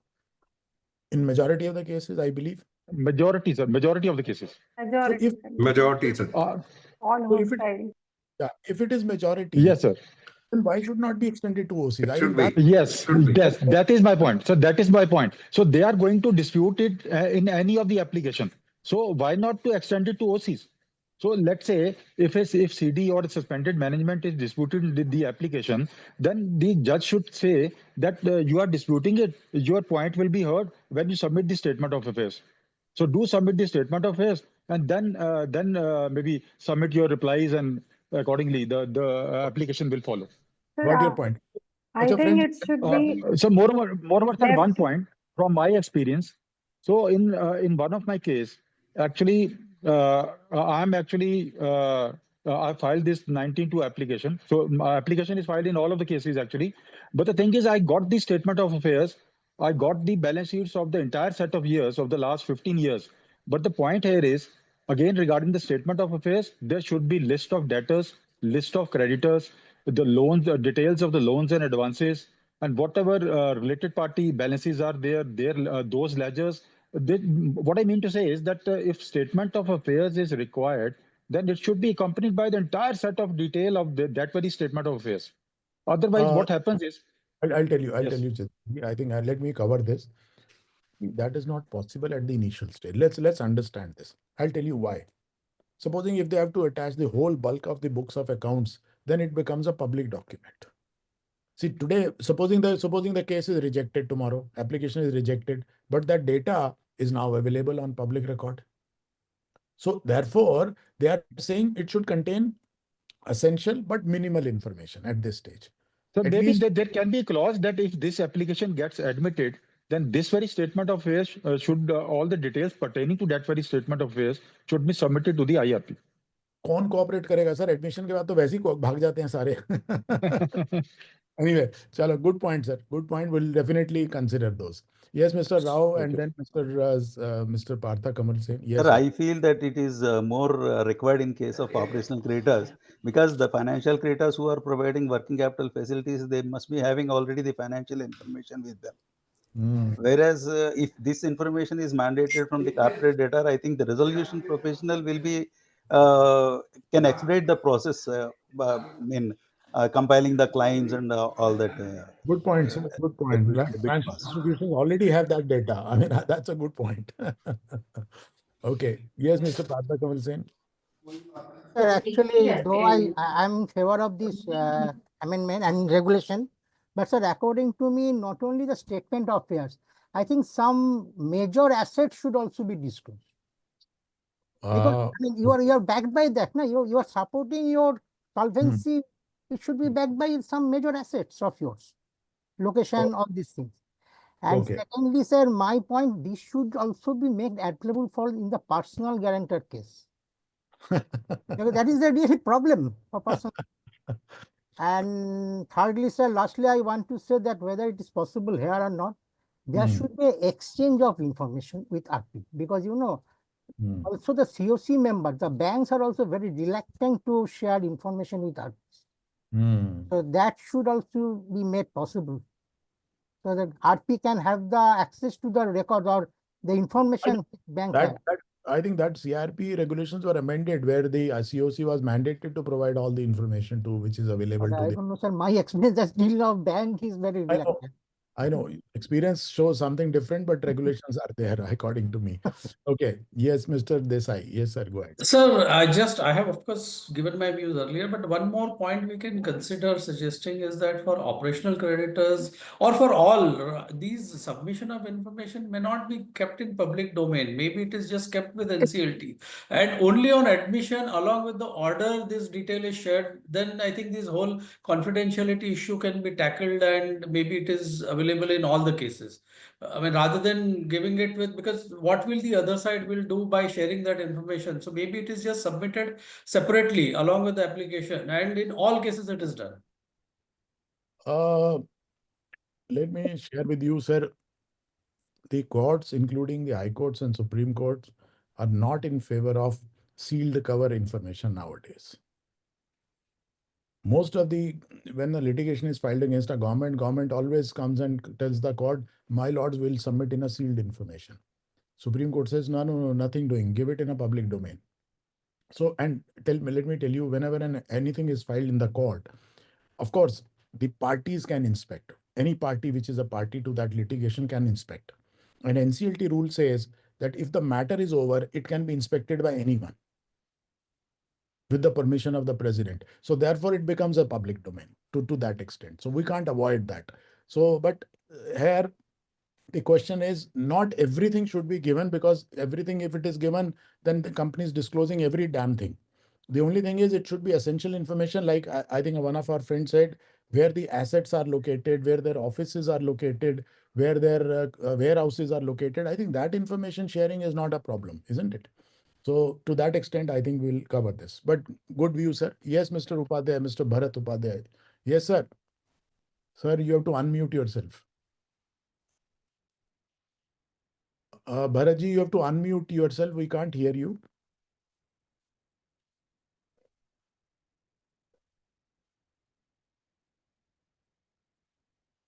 Okay.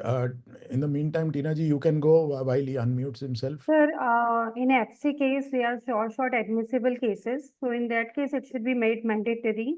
But in case of OC, if tribunal deems fit, after receiving reply, there is no dispute and there is a fair chance of admissibility of the case, at that time it should be asked before any judgment can be done. फिर तो corporator को idea लग जाएगा कि अब तो admission होने वाला नहीं में डाल दें सर, क्योंकि क्या होता है ना sir, frivolous applications are there in case of operational creditors, disputes are there, so there are fair chances of misutilization of the information. All right. Okay. So what you are saying is, in case of OCs, let us leave it at the discretion of the NCLT. That's what you are saying? Yes. Okay. Got your point. Okay. Yes, Mr. Kothari. Go ahead, sir. Bharatji, I think you are unmuted. We can hear you. Sir, my suggestion is that there should be some provision in the cases where corporate debtor is not at all responding to even NCLT. Even first Right. notice is not filing any reply. Mhm. Every notice is being refused or returned by saying not available, address and like that. There should be Mhm. some provision of timelining that after 3 notice or 2 notice, NCLT must pass the ex parte order. That cannot happen, sir, because let us leave it to the discretion of the NCLT. Generally, after 2, 3 such kind of notices which are properly delivered, I think they hold the party as ex parte, according to me. So Yeah, but anyway, the time taken is sometimes it is 5 years after filing the application. I'll tell you, the problem is very complicated. Sometimes a notice is sent, but the address is not proper. So NCLT doesn't go into all these details. So naturally, they have to give 1 chance, 2 chance, 3 chances. So let's give them the discretion, sir. सारी चीज rule making कर दोगे तो बड़ा मुश्किल हो जाएगा. No, discussion is all right, sir, but there should be some time limit, no? I know. चलो, Though it great. is directory, it could be even a directory, but when you say time is directory, it cannot be more 5 years or 6 years or like that. ये NCLT The में लिखा time हुआ limit is given 14 days. Though No, it is not a mandatory, it is a directory. But then when you say what is a directory, you take Sir, 14 more than 1 month, 2 months, 3 months. it is But written. here in admission is taking 5 years. Sir, it is written in NCLT rules that NCLT has got powers. If the person does not appear once or second takes an adjournment in the second, they can do it ex parte. It is already there in NCLT rules. They But have to this is not they have happening, to just sir. implement it, ना? वो implement करने वाली बात है बस. Yeah. चलो, great, Anyway, sir. thank you, sir. This is just a suggestion. Thank you, sir. Thank you. Yeah. Yes, Mr. Kothari, sorry. Sir, it is good suggestion. Actually, as one of the person told, it should be happen in the PG case also. And in the statement of affairs, what if it should be the assets where it is detail of the assets where it is located and the bank account detail, because in one of the case what happened to me that till 4 months the CD has gone to Anklet, but he has not given the bank account detail. He has not given the asset which is located at different places. Right. So that is a thing. Sir, in PG case, I have a difference of opinion for a very simple reason. Sir, I'll tell you very briefly because we are very short of time today. The reason is, in one of our cases, a case was filed against the personal guarantor. We said this application is not maintainable. Okay. The court did not hear us. They said Supreme Court, 2 judgments. They say, Mr. Makhija, we will hear you at the time of 100. Let the report of the RP come under 99 first. And do you know how much time it took? It took 22 months. From 2022, and finally the decision came in 2024 December. 22 months, 24 months it took, my dear friends. And that person was under interim moratorium. And supposing he has to submit his personal details, please understand, sir, there is a difference between a corporate and a personal details. Do you want me to share all my financial details to a person who has filed a false application and it becomes a public domain? So if you ask me, sir, I beg to differ from that. Sir, generally in PG case, it means the company which has defaulted, 99% cases, only in 1% cases, there is a chance that the case is not, because of time, limitation of time, it may not be acceptable. Otherwise, 99% case, already CD has defaulted, therefore PG has come into picture. That is all right, sir. But the point is, till the time it is admitted, why should I share my personal assets or my wife's assets to everyone, or including this is breach of privacy, sir, to that extent. So I think, let me excuse, at least from a personal guarantor's point of view, I think it should not happen. For a corporate debtor, it is fine. For a corporate, because it is using public funds and all those things. So I think that should be kept open right now. We can debate and discuss on this later. Yeah. Okay, great. Okay, let's go to the next point, friends. I think a lot of discussion is required for each of the points. So, but let's move a little faster now. Okay. The next I just want to share is, yeah, I think it is on your screen now. So regulation 2E. Now it's issue number 5. What is the issue? Reliefs and concessions subsequent to approval of the resolution plan. I think we can do it very quickly. This is only limited to like a resolution plan has been approved. Then the RA approaches the courts. We have seen in many cases that, oh, my lord, this concession was not given, this relief was not given, this was left out in the plan. So it's like typically a modification of the plan applications which are coming. So now the IBBI wants to curtail that practice. So here they are saying resolution applicants seek additional reliefs, concessions, or modifications to the approved plan after it has been approved by the adjudicating authority. So now they are proposing to amend the CRP regulations to explicitly state that no modification can be sought once a resolution plan is approved under Section 31.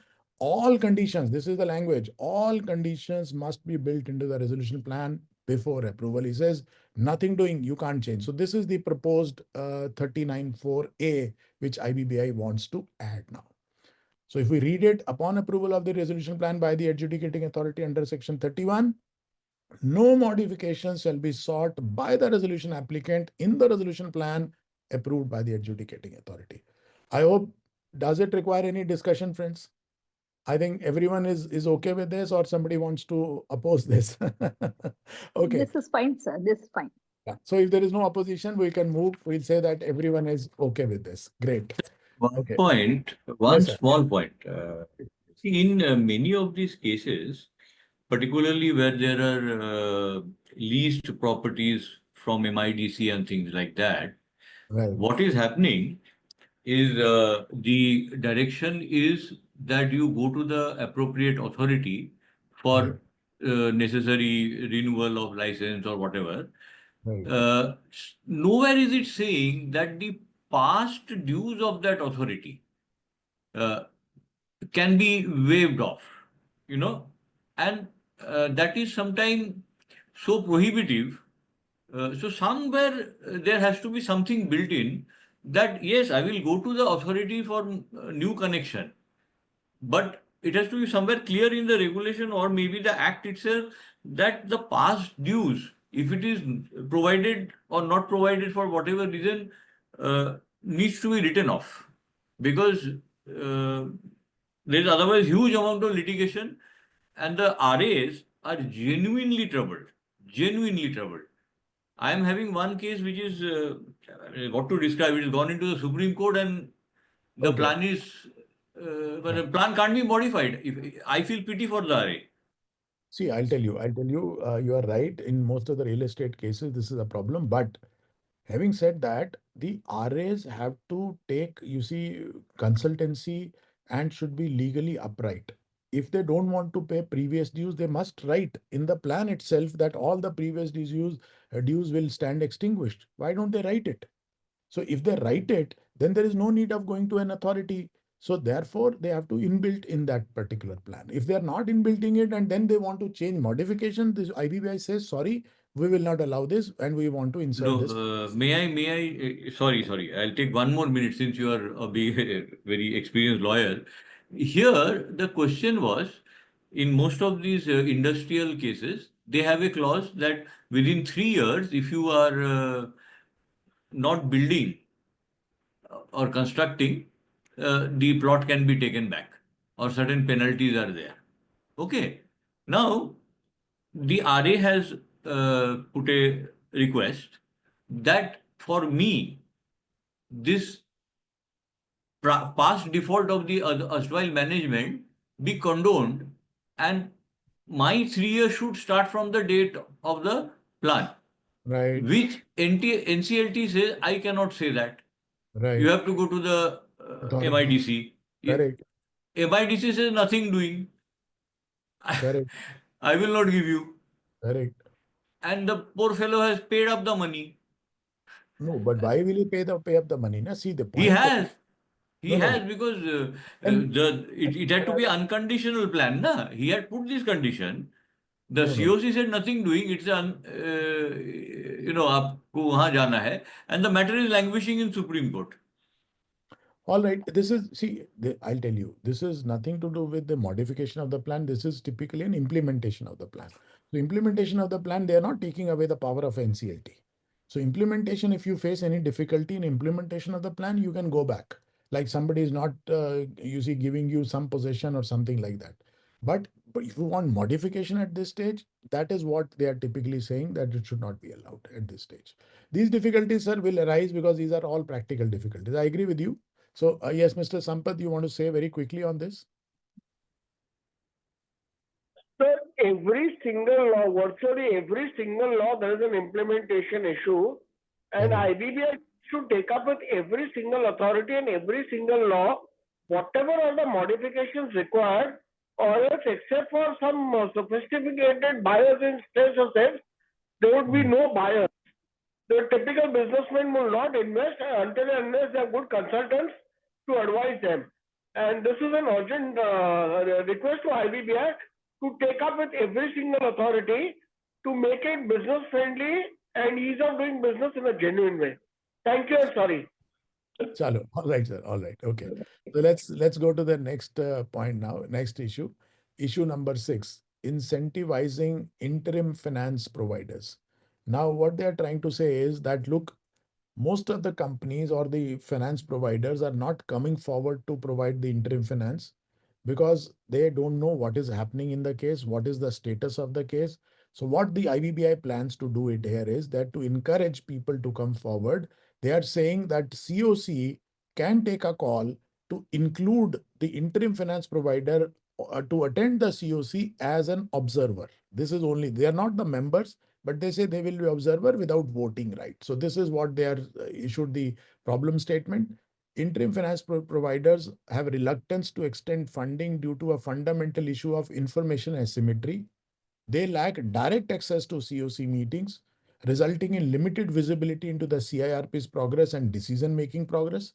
Restriction also hampers their ability to assess and monitor investment risk, understand the CD's operational performance during CIRP, and then make informed decisions about additional funding requirements.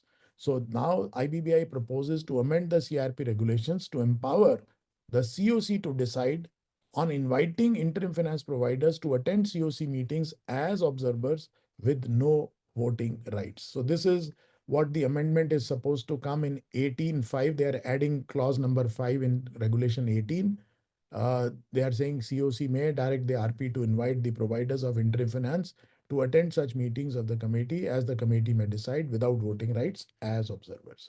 So friends, if you are okay with this, we can move forward. If you have anything to say against this or some amendment, some modification, then probably you can unmute yourself and you can mention that. Yes, Mr. Rao. Sir, only one small doubt I have, whether these Yes. interim finance providers can become the prospective resolution applicants. I don't think there should be any problem, sir. Any problem? Unless if they satisfy section 29A. The section 29A. That's all right. And then of course there should not be any difficulty. Even a financial creditor can also be there, sir, isn't it? Financial. So yeah, all right. Okay. Yes, Mr. Sampath. Sir, I believe they should also be given voting rights, not only as participants.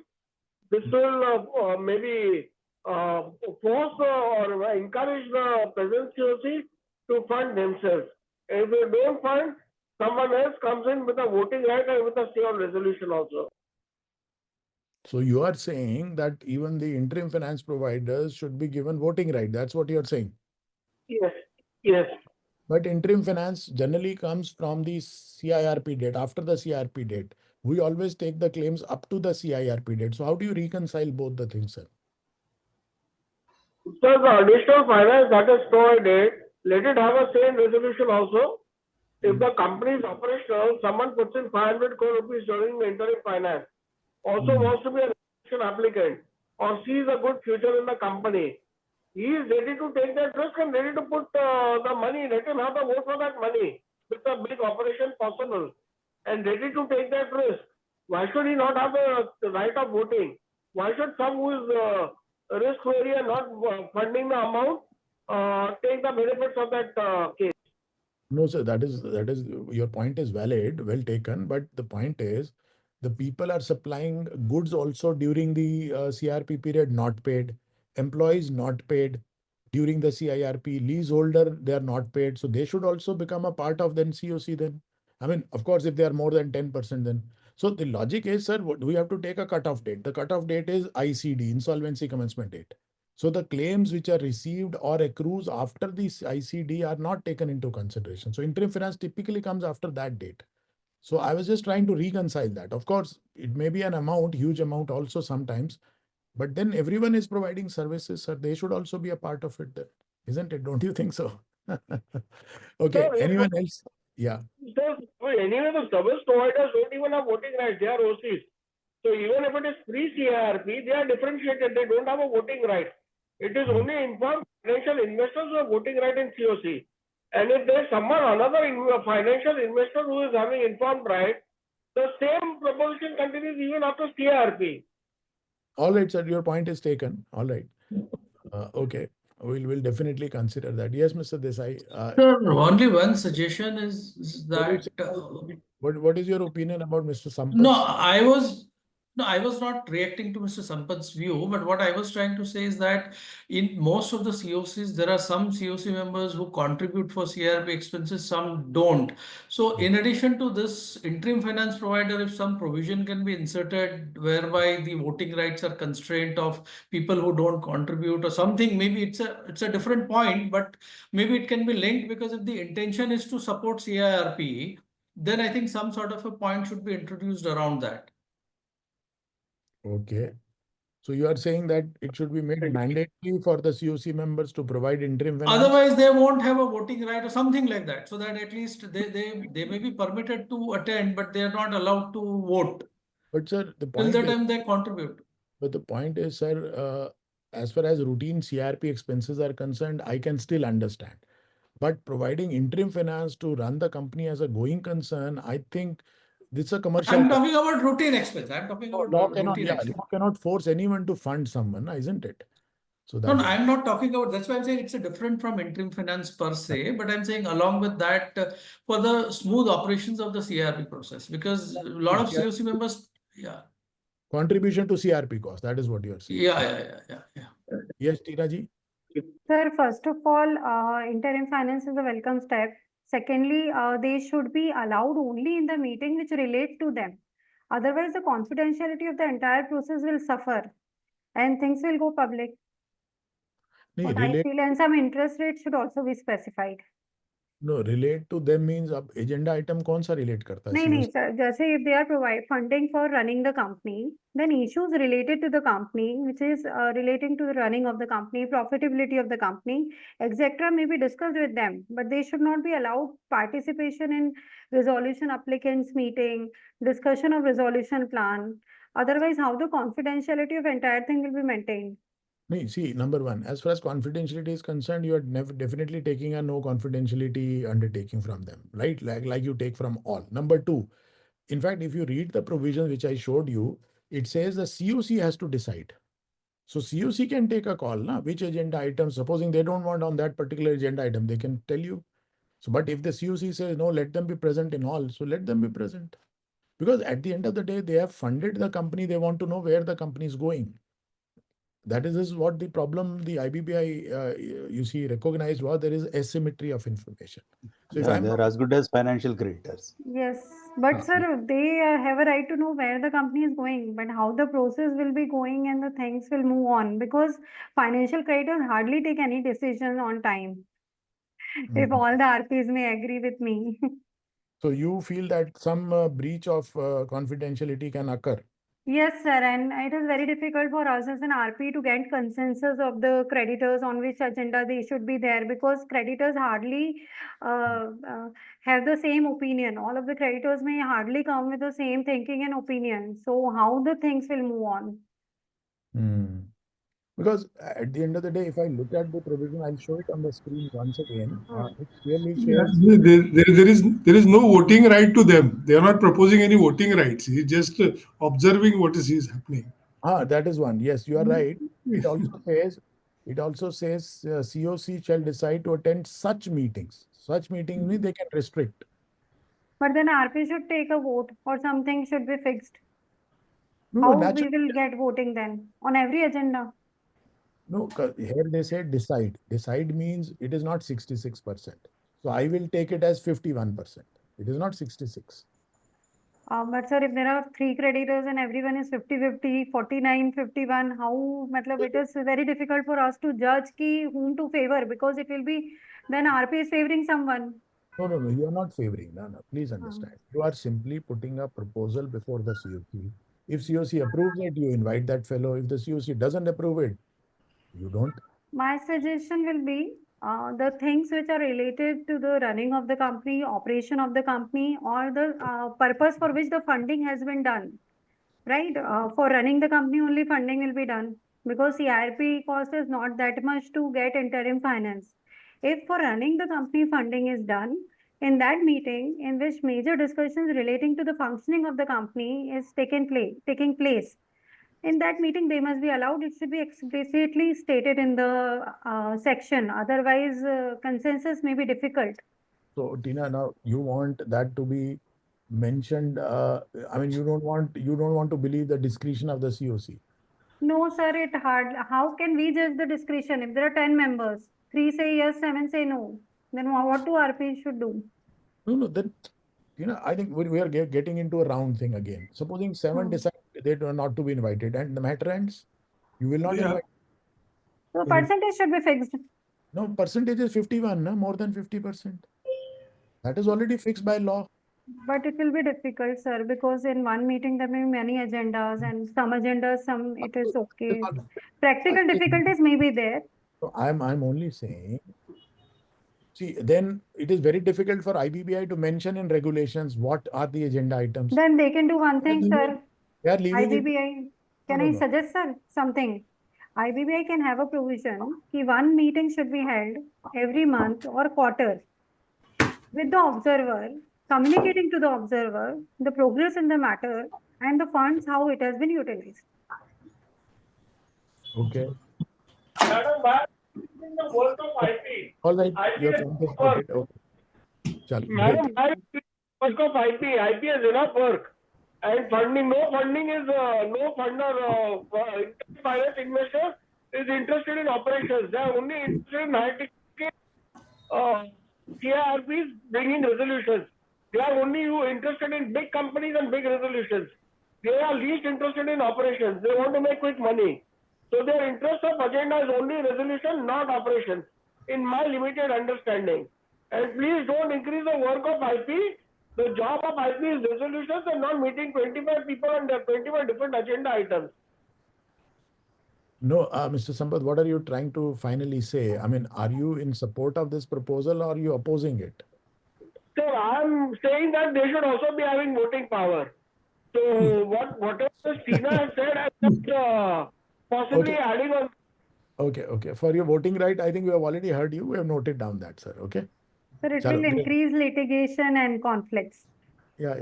Anyway, I mean, everyone has right to have his own opinion. So let's appreciate that. Okay. So let's go forward. I appreciate that litigation should increase, but every single resolution is trying to reduce litigation, not to increase litigation.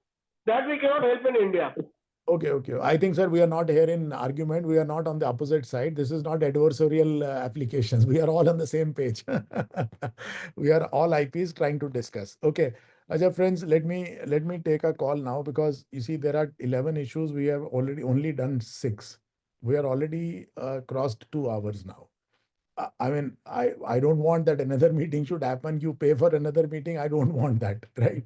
So do you want me to continue? So that because the next one is very crucial, it may take some time also. The 7th one is very important. And where is Peer? Can we continue? Or Yes, yes, sir. It can be extended please. for a while only. can be extended now? Okay, chalo. Yes, That sir. is what I wanted to hear. Okay, because let's do that. Let's not extend it otherwise. Okay. Yes. So I think let me share this once again. And I think let's be very brief on whatever we have to say. So let's look at the issue number 7 now. Disclosure and treatment of avoidance transactions. Now this is very, very crucial, friends, and this may impact all the RPs. The regulations currently do not provide for, this is what IBBI says, comprehensive disclosure of identified avoidance transaction in the IM. So IM does not contain details of the avoidance transactions so far. Then even the subsequent updates are also typically not covered. So now what they are saying is updated version of IM to be provided to COC and prospective resolution applicants. So one part of this is that whenever an IM is updated, that updated IM should be provided to the COC and also to the prospective resolution applicants. I don't think anyone will have an objection to that, right? I think this is a normal process. Cases have been observed. Now look at this. Cases have been observed where prospective resolution applicants did not have access to complete information about avoidance transactions before submitting their plans, leading to reduced transparency and information asymmetry. This is what the IBBI has observed. Now, what is the solution which is there? They are saying now we were going for enhanced disclosure requirement. Number one, mandatory detailed disclosure of identified avoidance transaction in the IM. Now, friends, note this point. Friends, can I request everyone to please mute themselves? Yeah, thank you. So, mandatory detailed disclosure of identified transactions in the IM. We'll talk about the dates also. Regular updates to the IM regarding newly identified avoidance transactions and related applications. So in the meantime, supposing you identify more and you are filing some more applications, so that information should also be updated in IM, and that IM should also be given to COC as well as the prospective resolution applicants. And third, obligation to provide updated IM to the COC promptly, ensuring that COC is consistently apprised of any additional avoidance transaction or developments. Now let us look at the treatment of the properly disclosed transaction. So if you have disclosed that in IM, they have given a separate treatment than what is not disclosed.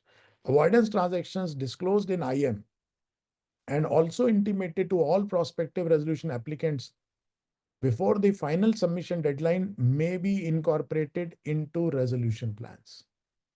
Such transactions must either be pursued by the creditors for their benefit or may be transferred as part of plan. So one is disclosed. You have disclosed in IM, PRA considers it. He also deals with it in the plan. So there is no difficulty in this. Treatment of undisclosed transactions. Avoidance transactions not communicated to all PRAs or not disclosed in IM cannot be transferred under the resolution plan. Now that is what the IBBI is proposing. So if the PRA is not aware of any application or about the avoidance transaction because it was not disclosed to them, they say such avoidance application or avoidance transaction cannot form part of the resolution plan. It cannot be included in that. It has also been noted that IM has not been periodically updated by the RPs.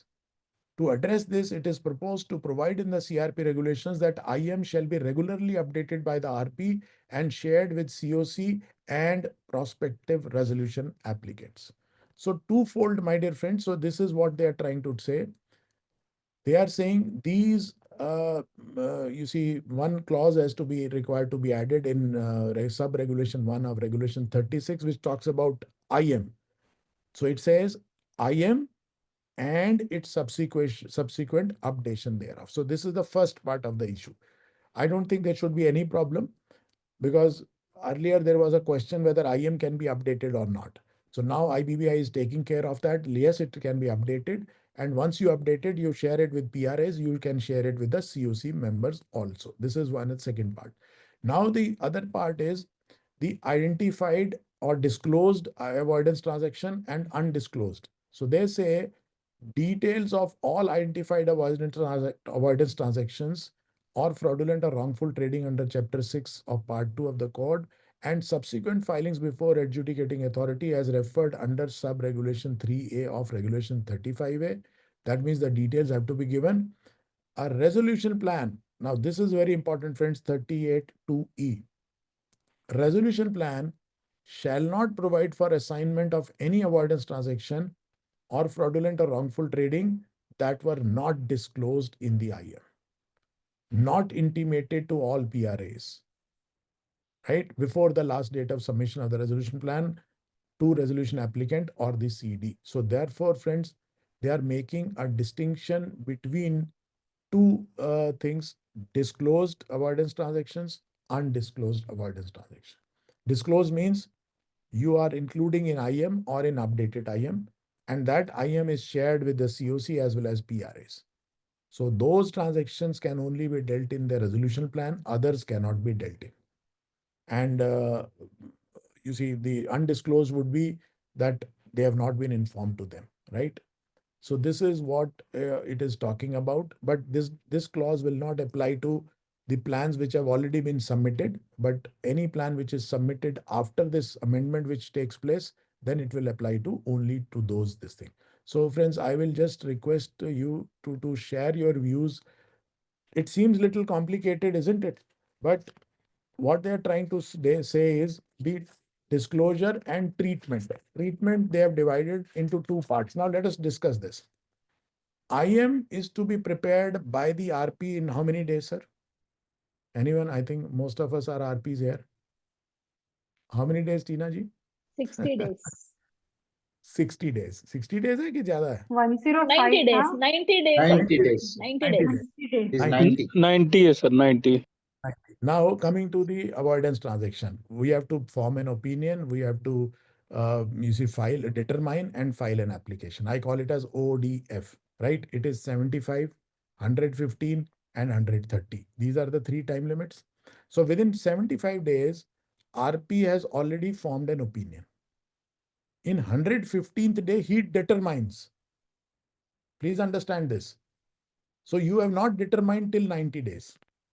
And within 90 days, you have to prepare an IM. It is only an opinion. So no determination has taken place. So how will you include in IM? So therefore, the IBBI says on 115th day, if you determine, you update that IM.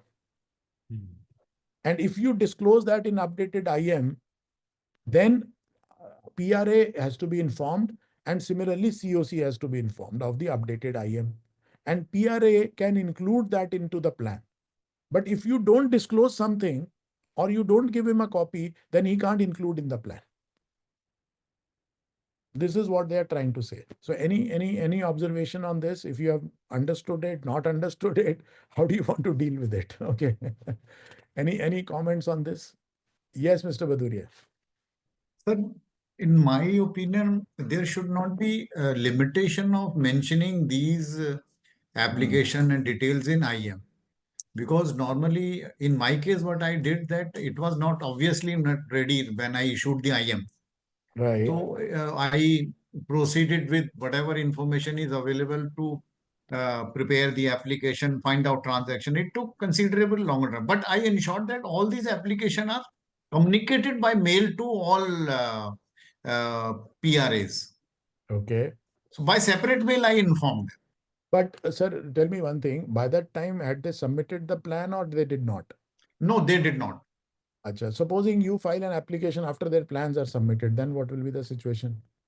Then this was my next question. What will happen in that case? Because even in there are certain cases where you discover certain things at a very late stage also. So that will become a problem. But of course, there will be two situations even in that case. There will be one situation is where COC has decided not to assign this to SRA. So the problem will end there because SRA is not concerned. But if they have decided to put some value, so they cannot amend the plan subsequently because how can they amend? They have to put some value. They have to assign some value. There has to be negotiation because COC members negotiate with the SRAs to give the value to these of transaction.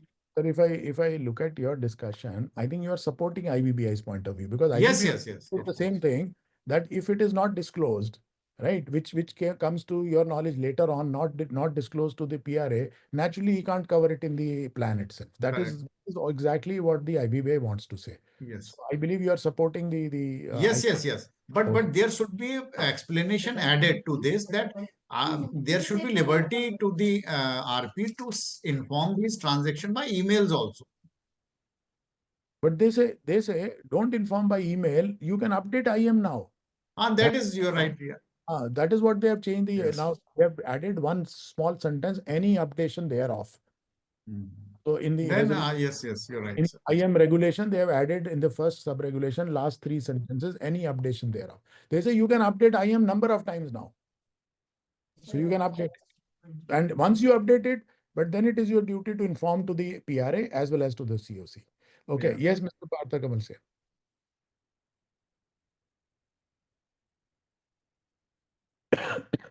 If it is not disclosed in IM, then I mean the question of dealing it in the resolution plan doesn't arise, isn't it? I mean, how they? So, No, what is the necessity of this? I mean, no, I'll tell you, sir. RAs are very smart. They say any application filed or to be filed by the RP for avoidance transaction, the entire benefit will accrue to RA. They cover the future eventuality. Even if they don't know about it, okay. They drafted very smartly, sir. So therefore, IBBI now says, sorry, if you are not informed, you can't include anything which is future. Okay. Thank you. So that is that. Okay. Yes, Mr. Sampath. Sir. So first of all, thank you that you have clarified in the earlier point. But I have a question. Now, if even in future there is an avoidance transaction which is coming up after the resolution plan, there will be something from the balance sheet either which is not receivable or payable, or something which is payable which is not included.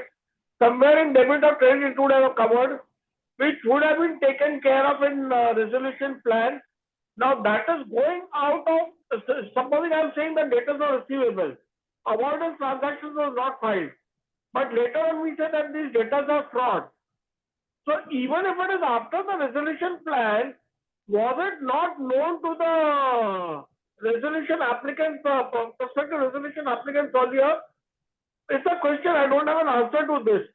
So maybe not in form of application, but in some form of numbers or balance sheet or assets or liabilities, was it not known to the prospective resolution applicant? And just saying because the application is filed later on, you cannot include that in the future possibilities in the plan. Is it not being unfair to the resolution applicant? No, sir. It is not only related to filing of the application. It is simply gaining the knowledge of the avoidance transaction. The moment the RP gains knowledge, he has to amend the IP. IM. But assuming, and by that time, supposing these plans have already come, so this is only restricted to before the final submission of the plan. If after the final submission of the plan, you come across certain transaction avoid, like your forensic audit report comes later and you identify, then the IBBI says it can't be a part of the resolution plan. Then the treatment will be decided by the COC. Then RA will not get benefit of that. That is what they are trying to say. I think this is clear on this aspect. Thank you, sir. Thank you very much. Yeah. Yes, Sir, Mr. Rao. Yeah, will there be any such kind of avoidance transactions that cannot be disclosed to resolution applicants? No, see, the point is the question is not that. The moment RP comes to know about any transaction, he is under the obligation to disclose it to the PRA He as well has as to disclose. right. So there is no question of non-disclosure by the RP. He can't withhold that information. That is one.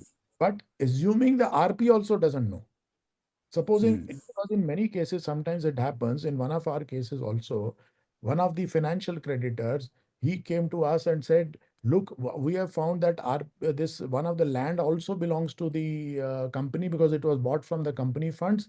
So you must take, possession of that. Then the investigation, everything happened, and then we found out that money was diverted. So it's also a fraudulent transaction. But then we have to move an application. By that time, all plans have already come. So this thing happened after. That is possible, no? Because knowledge can be gained later on also, isn't it?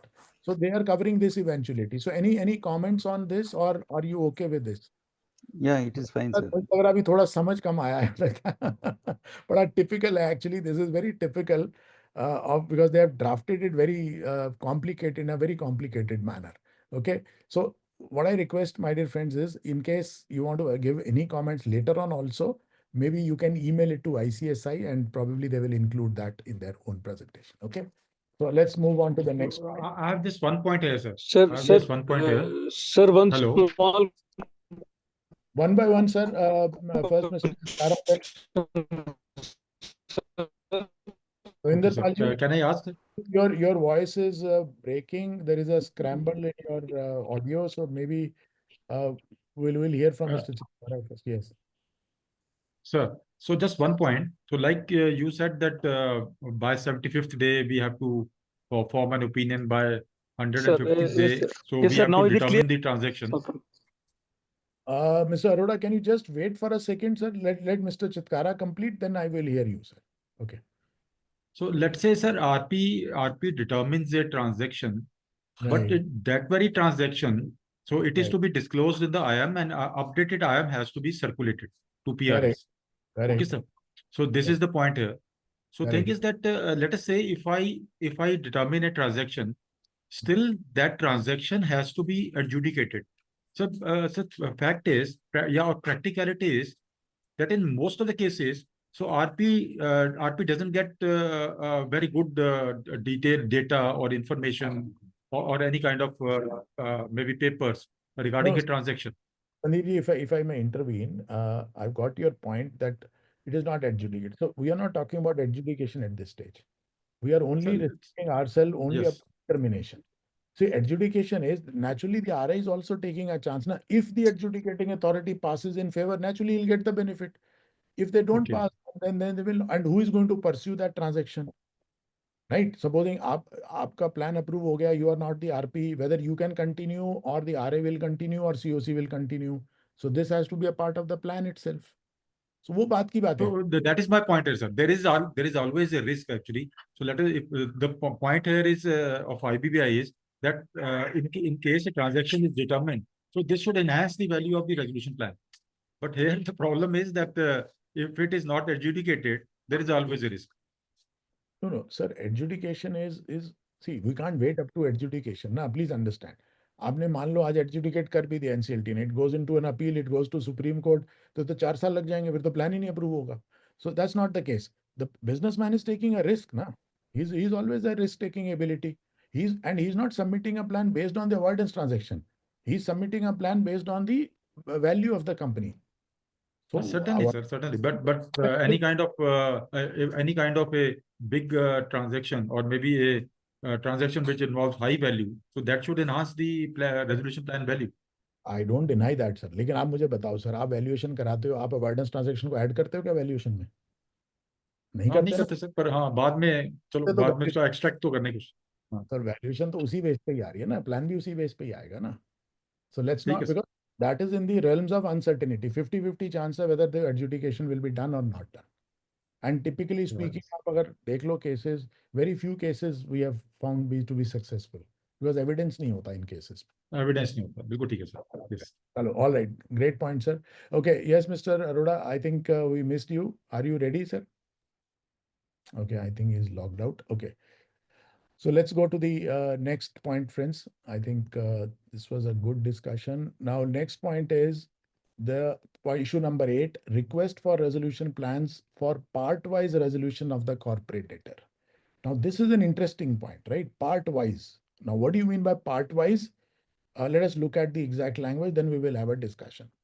Regulation 36B of the CIRP regulations mandates a sequential approach where RP can invite plans for a sale of asset only after failing to receive plans for the entire corporate debtor. So friends, if you go to sub-regulation 6A of 36B, you will find that if no plan comes, then RP can invite plans for sale of assets. But this can be done only when there are no plans which have come, failing to receive the plan. So IBBI feels that this is a sequential thing. First, failure has to occur, only then sale can happen. So this creates a longevity of the CIRP. So CRP process becomes longer. So what they are trying to do is they want to delete this. So they have proposed that 6A should be deleted. Now, what they are trying to amend, they are amending regulation 36B to allow RPs, of course, with COC approval, to invite resolution plans concurrently now for both the corporate debtor as a whole and for specific business or assets of the CD. So friends, here, this is a very important subject. Naturally, when you invite a plan for the CD as a whole. Can you invite a plan for a business of the CD? Can you invite a plan for a certain project? Can you invite a plan for a certain factory? Can you invite a plan separately for an asset of the corporate debtor? Right now, there is no provision. Now the IBBI is trying to introduce that. So we will look at these provisions very quickly and then I'll open the discussion. So 36B, they are trying to add a proviso. What is the proviso they are wanting to add? Provided that the RP may, with the approval of the COC, simultaneously invite resolutions plans for the corporate debtor as a whole or one or more assets of the corporate debtor. Friends, in the discussion paper, IBBI uses two words, business or assets.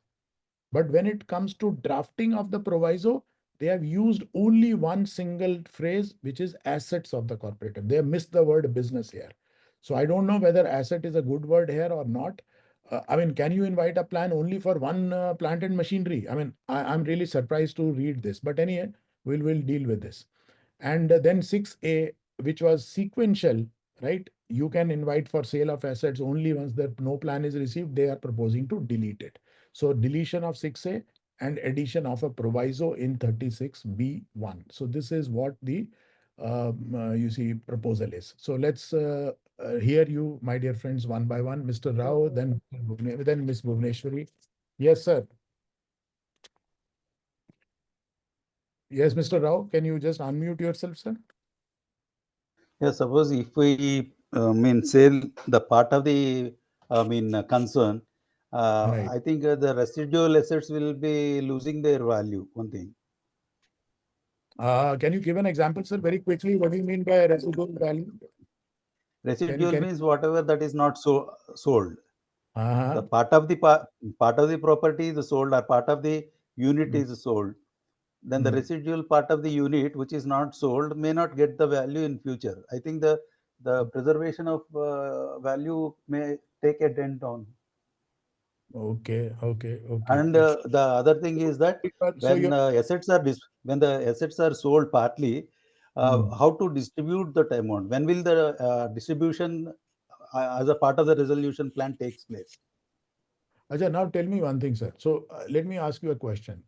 Are you completely against this provision? So therefore, what you're saying is we should only attempt to bring the resolution plan only for the CD itself, Yes, not sir. part of assets at this stage.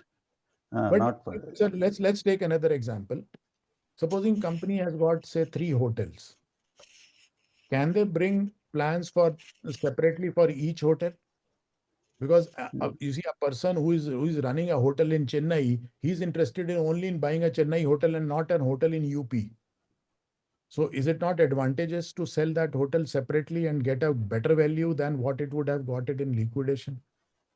I mean, circumstances can change. We are not going into the practical thing, but I'm only saying whether you support this or you do not support it. I mean, that's the question now. I think the example what you have referred is, I think it is meaningful. Similarly, there could be a But hospital. it depends upon the situation. Yeah, there could be a real estate project.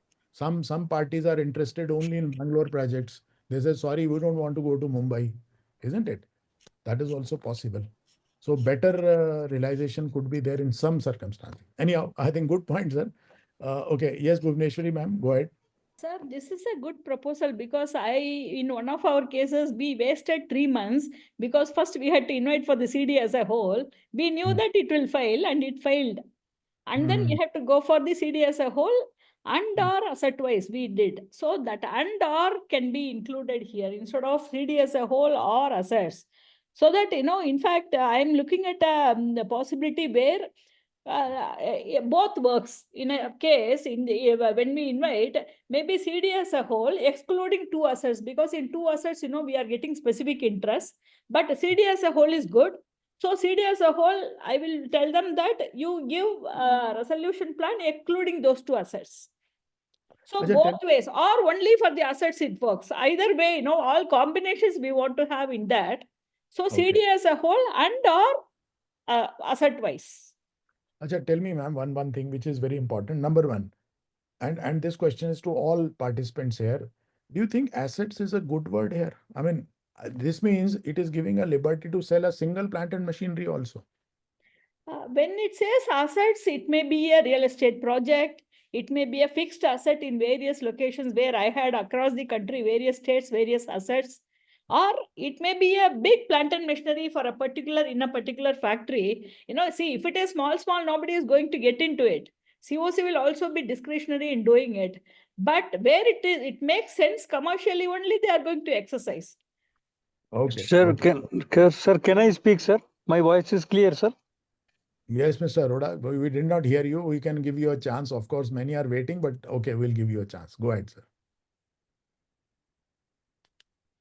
Okay, again, I think we lost it. Okay. So may I say something? So may I say something in between? Eight seconds, sir. I think Mr. Desai is before you. Just let me hear him. I'll come back to you. Yes, Mr. Desai. Go ahead. Sir, I think I raised this point earlier also when we do asset-wise or business-wise, the issues which will come is compliances, because who will bear the CRP cost, how to apportion that, how to do the compliance. Unless the regulation is very detailed about it, it is very difficult to do asset-specific or project-specific or business-specific. That is, I'm experiencing in one of my matter. The other issue. Mr. Desai, just give me a moment. Bhuvneshwari ma'am, you just mentioned that you did that, you sold asset wise. Can you answer this question of Mr. Desai? How did you apportion the CIRP cost and other costs to these sellers? Yes, sir. Yes, sir. What we did in the beginning itself, when we did the valuation was done asset wise. And then we arrived at the valuation of the CD as a whole.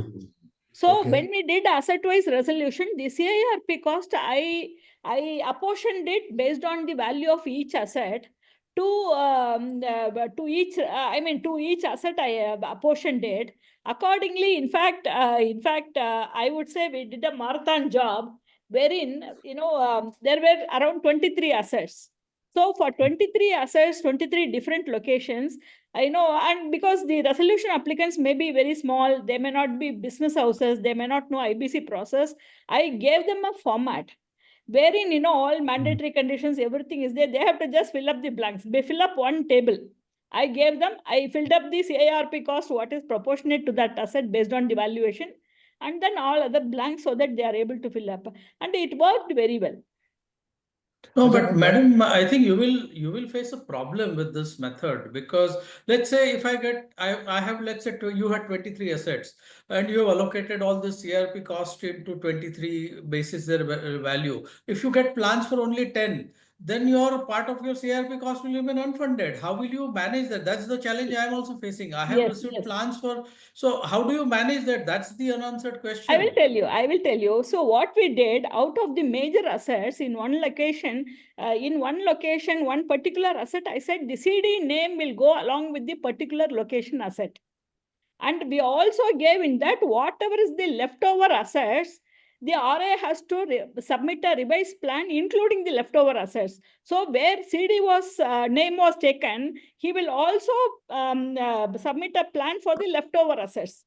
So that was. But if you don't get plan for that leftover, then it will go into liquidation. Then what will happen to the CRP cost allocated to that? Actually, we got the leftover. So you were lucky. But I am saying that a regulation has to think about things where. Okay, let me jump in. I think we have got your point. So apportionment percentage or how it is to be divided, I think that should also be taken care of. Because you see, I'll tell you one more example very quickly. Bhuvneshwari ma'am looked at the value of the assets. This problem came to us also. In one of the cases, there were 5 real estate projects. Nobody submitted the plan 3 times. Then and I'm talking about 2018 when this clarity was not there. The home buyers and the RP came to me and said, what should we do? I said, sir, you do one thing. Now come out with another advertisement, Form G, saying that we bring the proposal for the CD as a whole and or project-wise proposals, resolution plans. And we were fortunate that proposals did not come for the company, but they came for all the projects. Now the question came how to allocate the cost. Now what we did 2 exercises. One, what is the value, which Bhuvneshwari ma'am did. And second, how many claims have been received. So because I'll tell you, valuation of one asset may be only say 10 CR, one project, but the claims against that assets may be more. The other may be valuing 20 crores, but the claims may be very less. So therefore, apportionment only on the basis of valuation is also not correct. So what we looked at, we also considered the claims.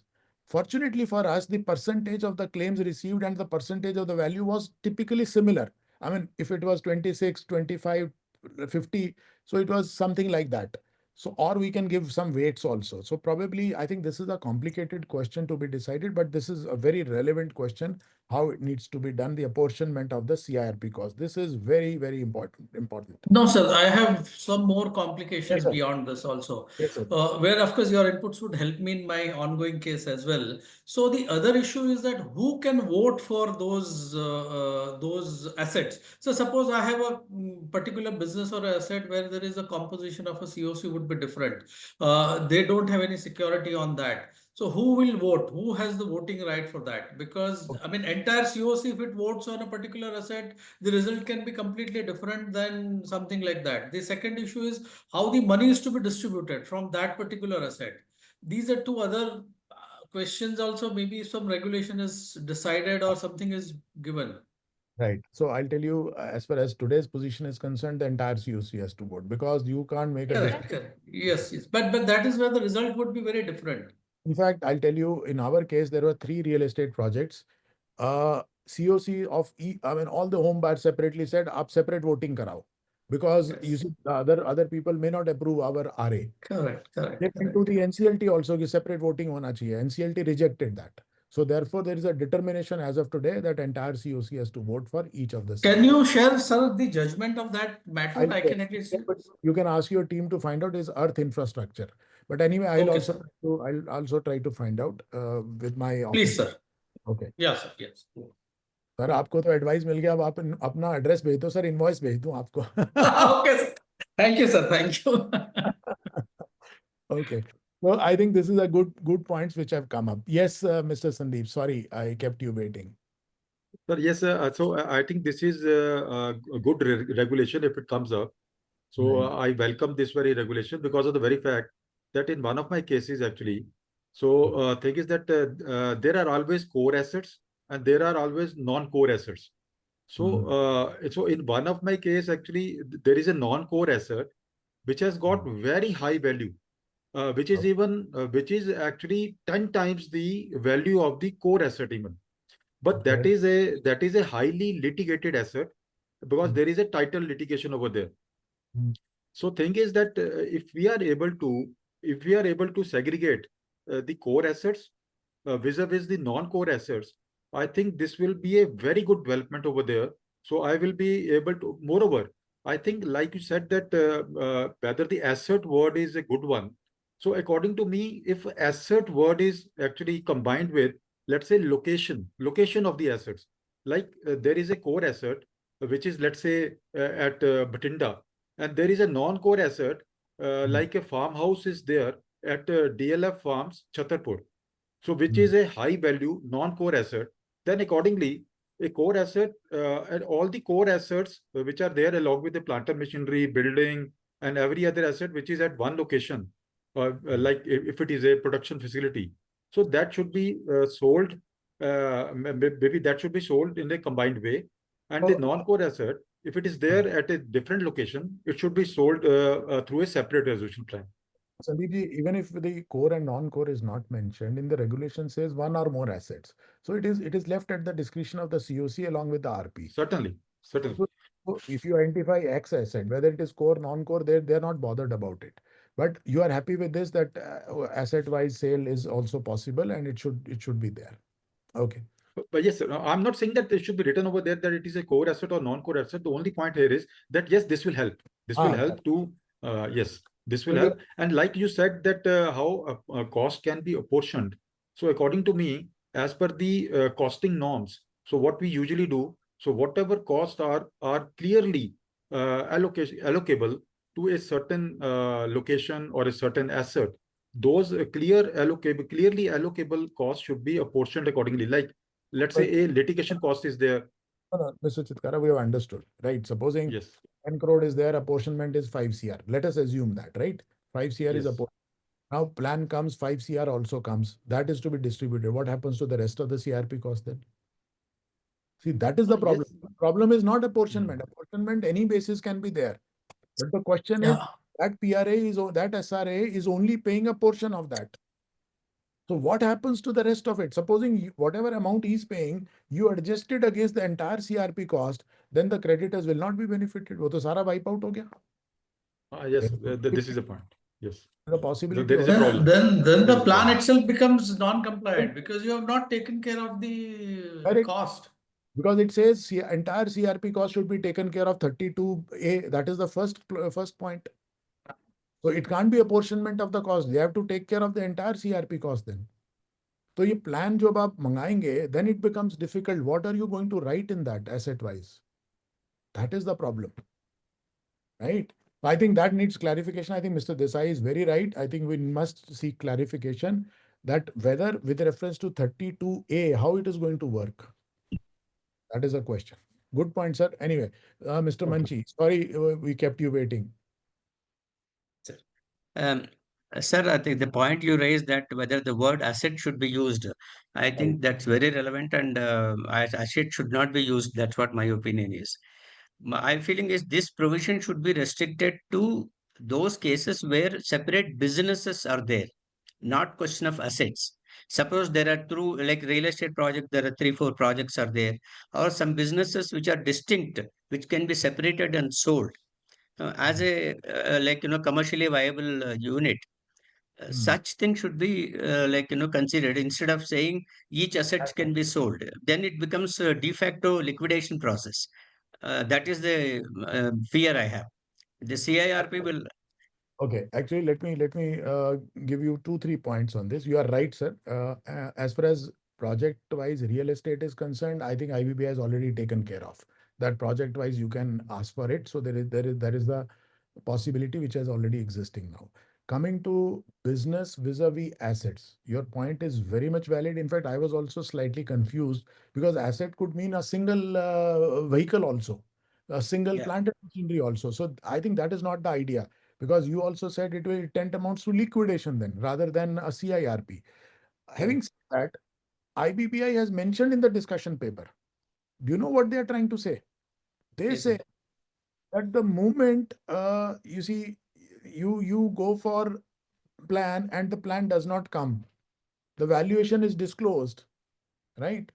And then when the company goes into liquidation, now everyone knows what was the value, what was the valuation done. He says it already depresses. Nobody submits up, gives a, in sale, in liquidation, more than what has been decided. And 25% reduction, 25% reduction. So values are not coming. So they say, assuming it is liquidation itself, but you will get a better value here. That is what the IBBI says. I'm not saying. That is what the IBBI says. Now, having said that, last point. Sir, even if we say business, right? Because in the discussion paper, they use 2 words, business or assets. But when it comes to regulation, they have used only word asset. How will you define business? That is one question. Business can be, in what way you will define a business? I think can you define it like an establishment, undertaking? Those words were used in Companies Act 1956, but now they are not used. So how do we define that? It has to be a profit center, a unit. Suppose a business has a separate profit, then we can be considered as it's a separate distinct business. But sir, like Mr. Chitkara said, he gave a very interesting point. There is a very valuable non-core asset. Non-core means it's not a unit. It's a land which is owned by the company, but the land value has gone up tremendously over a period of year. He says, if we get a value in CIRP, why should not sell it? So, are you saying if sale has to take place, it should take place only in liquidation, not in CIRP? That is what you are trying to say, sir? Not really. But then the initial, I think speaker made this point that, you sell off a particular asset and the remaining things become non-viable. Then it may not be saleable. So that distinction, that fine line has to be maintained, saying that as long as other businesses or other assets are saleable, then it is okay. You can sell one particular asset which has a value, and then you sell one particular asset, and then other things become useless, or it has to be liquidated. That can become a tricky point. Mr. Manchi, let me also inform one more thing, and for all the members here, we'll cover the second another point also here. They are also amending the liquidation regulations now Do you know there was a provision of sale as a going concern? Yeah. Yes, sir. Two clauses were there. They are removing those clauses. They're saying in liquidation, no sale as a going concern. Only You have CIR. to Okay. sell it either asset wise or whatever you want to do. So they are trying to bring it in CIRP like this, right? And no sale as a going concern there. They are removed those sale as a going concern. So I think we can discuss both the issues together here. Okay, I think 3 more hands I can see. Mr. Ray, Mr. Sen, Mr. Sampath. Yes, sir. So, sir, my confusion is, Sir. now within resolution, if you are going by assets or business, whichever way you look at it, firstly, how will you structure this deal? Because within a company's law, a particular company will have one CIN number and one name. Now, let's say if there are two lines of business or two different plants doing different things at different places, okay, and there could be two people who wants to take it. Now, one plant, this thing comes. So, do I demerge it and then do it? Because how is this possible? Good SIN question. number किसको जाएगा? Good question. Good question. I think that Plan आएगा तो क्या आएगा? वो मेरे को बता दीजिए. Because I am confused. I have never been able to do this. Sir, can I chip in here? So actually, I have got plans. So wherein actually PRAs have proposed that they will demerge the certain assets and they will take those assets into a different company. So so like Mr. Santanu said, so yes, there will be a demerger. Correct. No, that is true, sir. But when you are presenting the plan to the NCLT, what will you do? Let me deal with it, sir. Sir, I'll just put some Sir, more points, more comments for you to. Just give me a second, sir. Let's sort this out. Otherwise, it will all get mixed up. So just give me one moment. Sir, as far as these things are concerned, most of the time, as Mr. Chitkara also mentioned, there is always a plan which comes with demerger. That is one part of it. Number two, in one of our cases, what happened? There were 3 real estate projects. Nobody wanted to take the company. Everyone wanted to demerge one project to their own company, second project to another company, third project to third company. Now, can you believe this? We are left with a shell company now. RP is left with a shell company. Now, after the plans, and all the plans have been approved, we always mentioned in the beginning when the plan was being approved that, my lords, please also give us a direction what to do with the company. Who is going to keep that company? Who is going to keep the fixed deposits? Because fixed deposits also not allocated. The NCLT, while approving the plan, remained silent. Now, RP was confused. RP is not discharged because there is still a company left. We moved an application back to the NCLT. They said, sir, what do we do with this? And for 5 years, sir, this application is still pending with NCLT. So anyhow, but these problems are going to come. I agree with you, sir. I think I've noted down. We will definitely mention. So better not get into this kind of jugglery unless the law is very clear. No, that's what I believe in. And that's why I never encourage it. Let's ask Bhuvneshwari ma'am. She already did one case. Sir, ma'am, what you did with the company? Who took the company?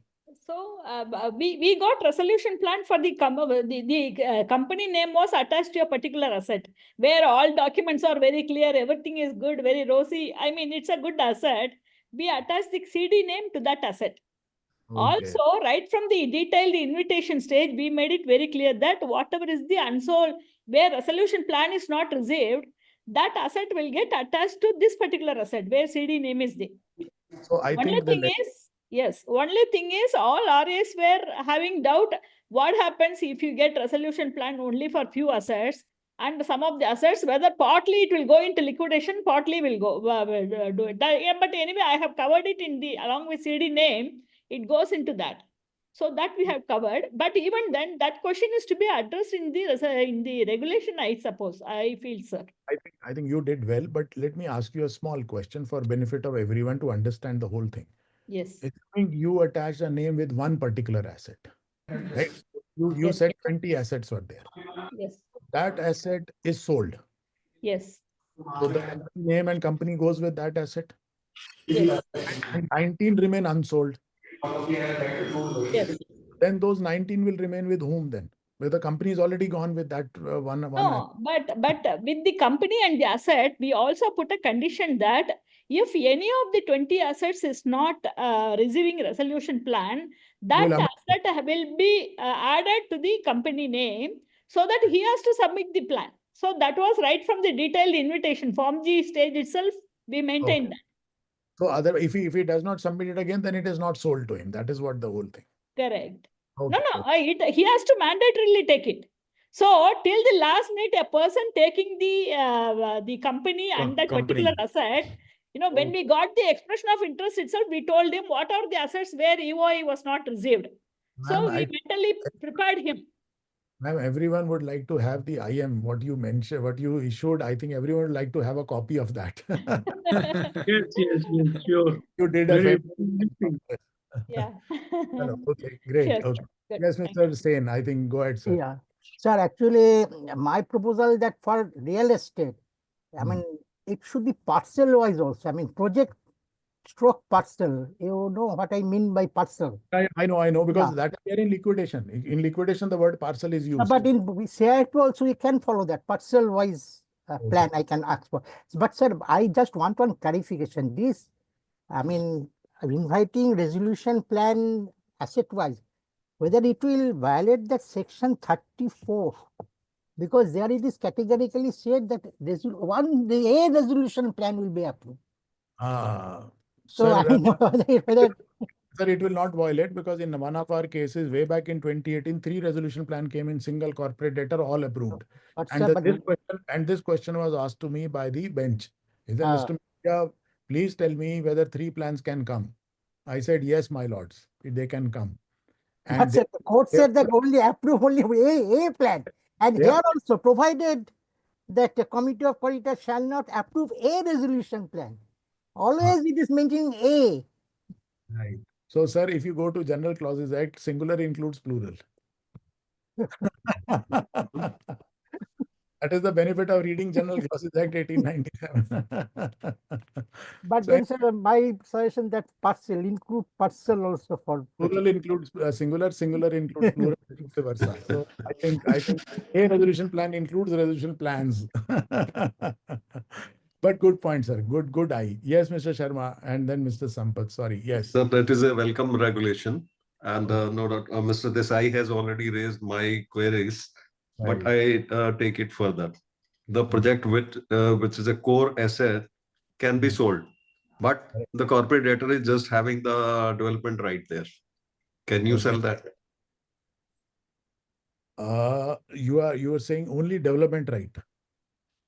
Only development right. Good point, sir. A development right is a separate asset.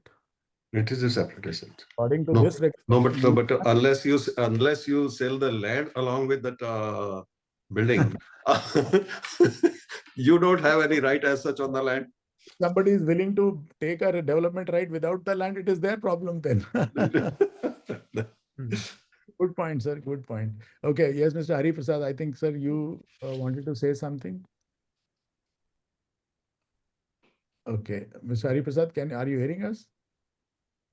Sir, there may be a subtle difference like selling the business of the corporate data and selling as the corporate data as a whole.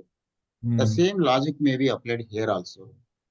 So if a company is another company which is carrying on the same business, you don't need the licenses or the business as the legal concern. It will take only the assets. And if some other company which does not have any assets, it may go for the only for the licenses and rights. Right. It may be possible. So I think we have debated too far.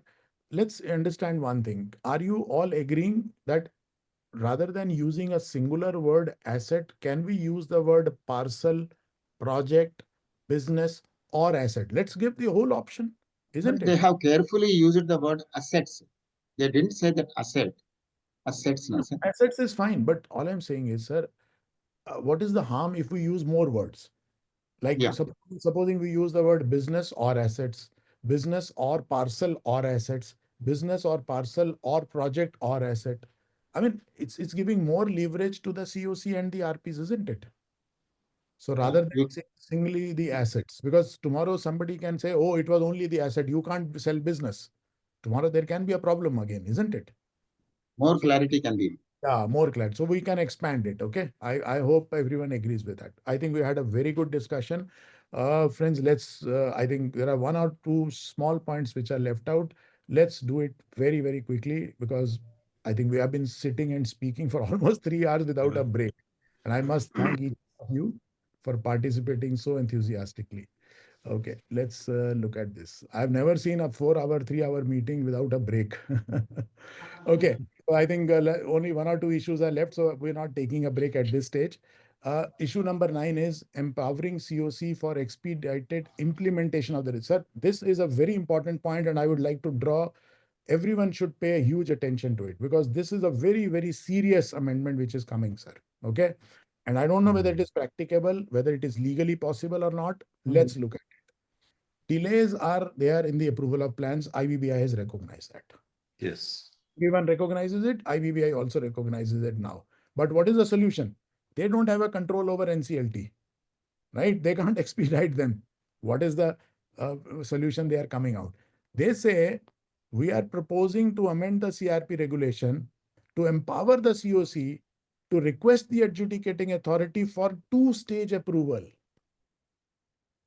Underline this word, friends, two-stage approval.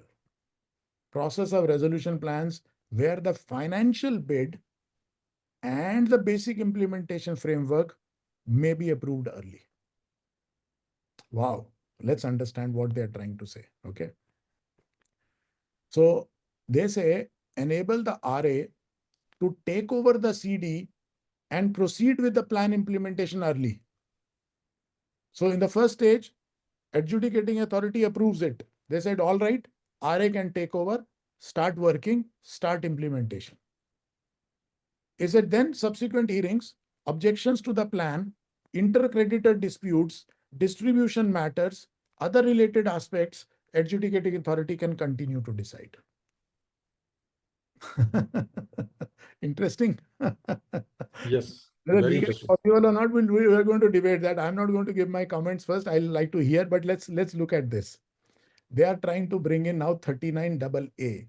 What is the word? Phased approval of resolution plans. The committee, by 66% of voting share, recommend to the AA to first approve the implementation of the plan and thereafter approve the manner of distribution. Now, sir, in law, we all understood that there is only one point which is written approval of the resolution. We always thought there is one single approval of resolution plan, section 31. They are now saying approval of the implementation phase, approval of the distribution phase. I'm confused. Let me hear from my friends. Yes, sir. Yes, Mr. Ray. Sir, this is absurd. To say the least, they are trying to redefine the act by way of subordinate legislation. And if it is challenged someday, it will be shot down. So what they are trying to do is entirely ultra virus to the act. And they should be totally categorically told, don't get into this misadventure, you are going to only create a problem. Now, let us say one simple thing. The first thing that needs to be done by the RA is to pay the CIRP cost. Right? Now, let's say they have approved the implementation of the plan. Right. And then the case goes on regarding distribution for one more year. Does the CIRP continue or does the CIRP not continue? If the CIRP continues, then who pays the CIRP cost? Good point. Does it come out of the total amount? Let's say if this fellow is buying something for 100 crore. So does it come out of that or this fellow will be asked to pay more?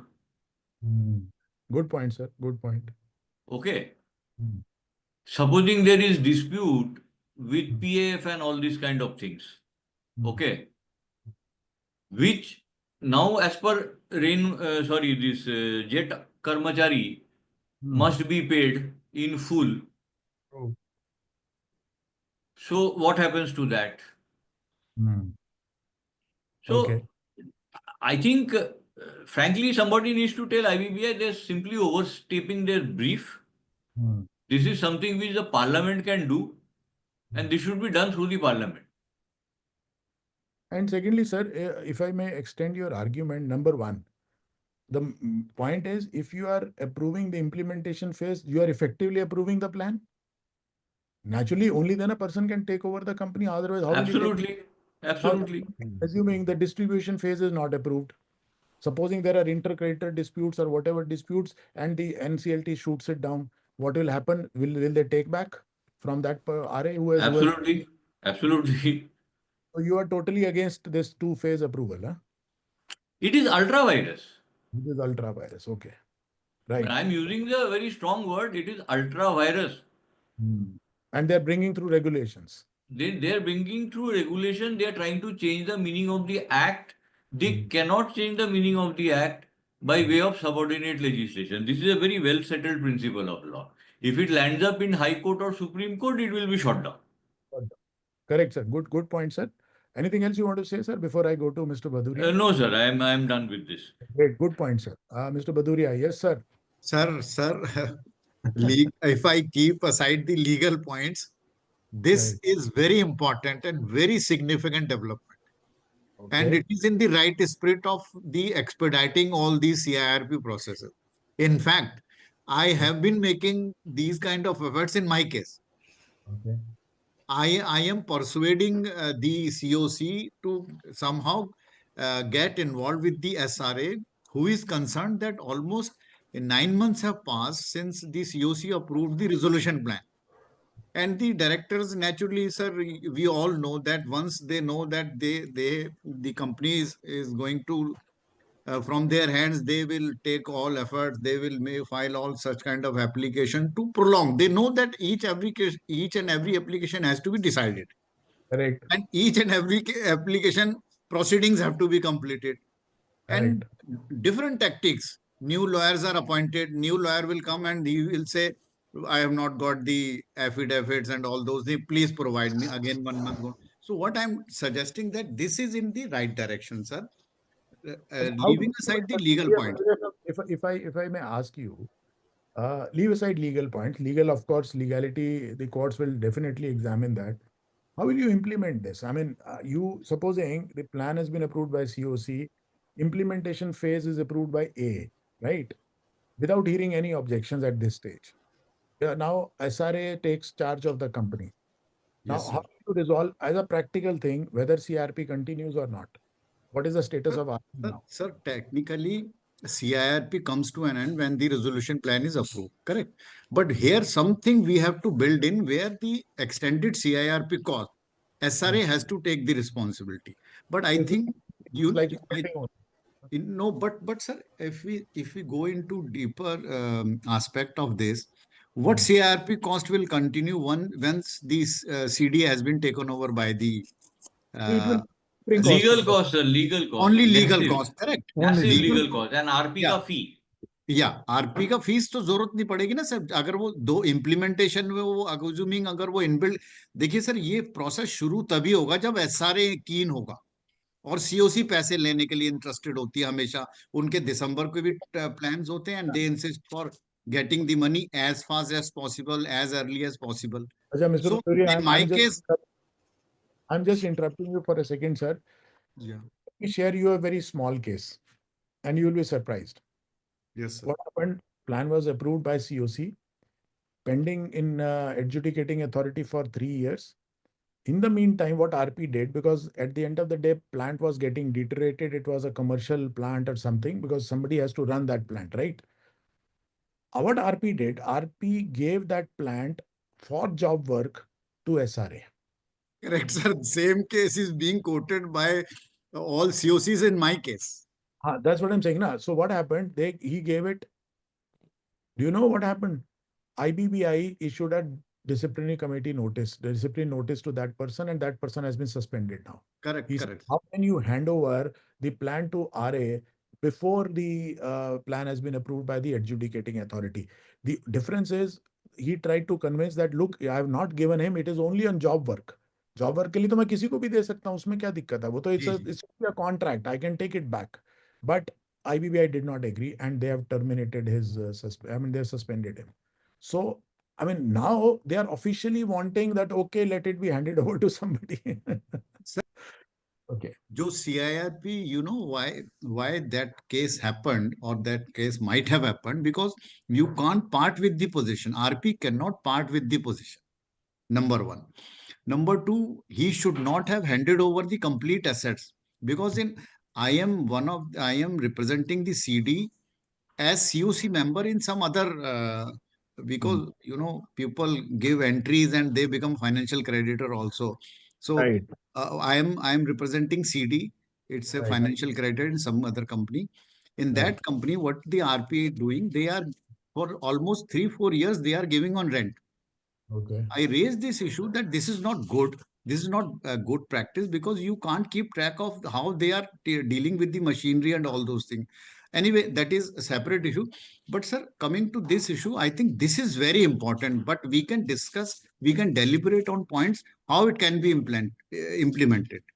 But in my case, in my opinion, this can be very easily implemented, because tell me one thing. Section 31 says approval of resolution plan. Correct, sir.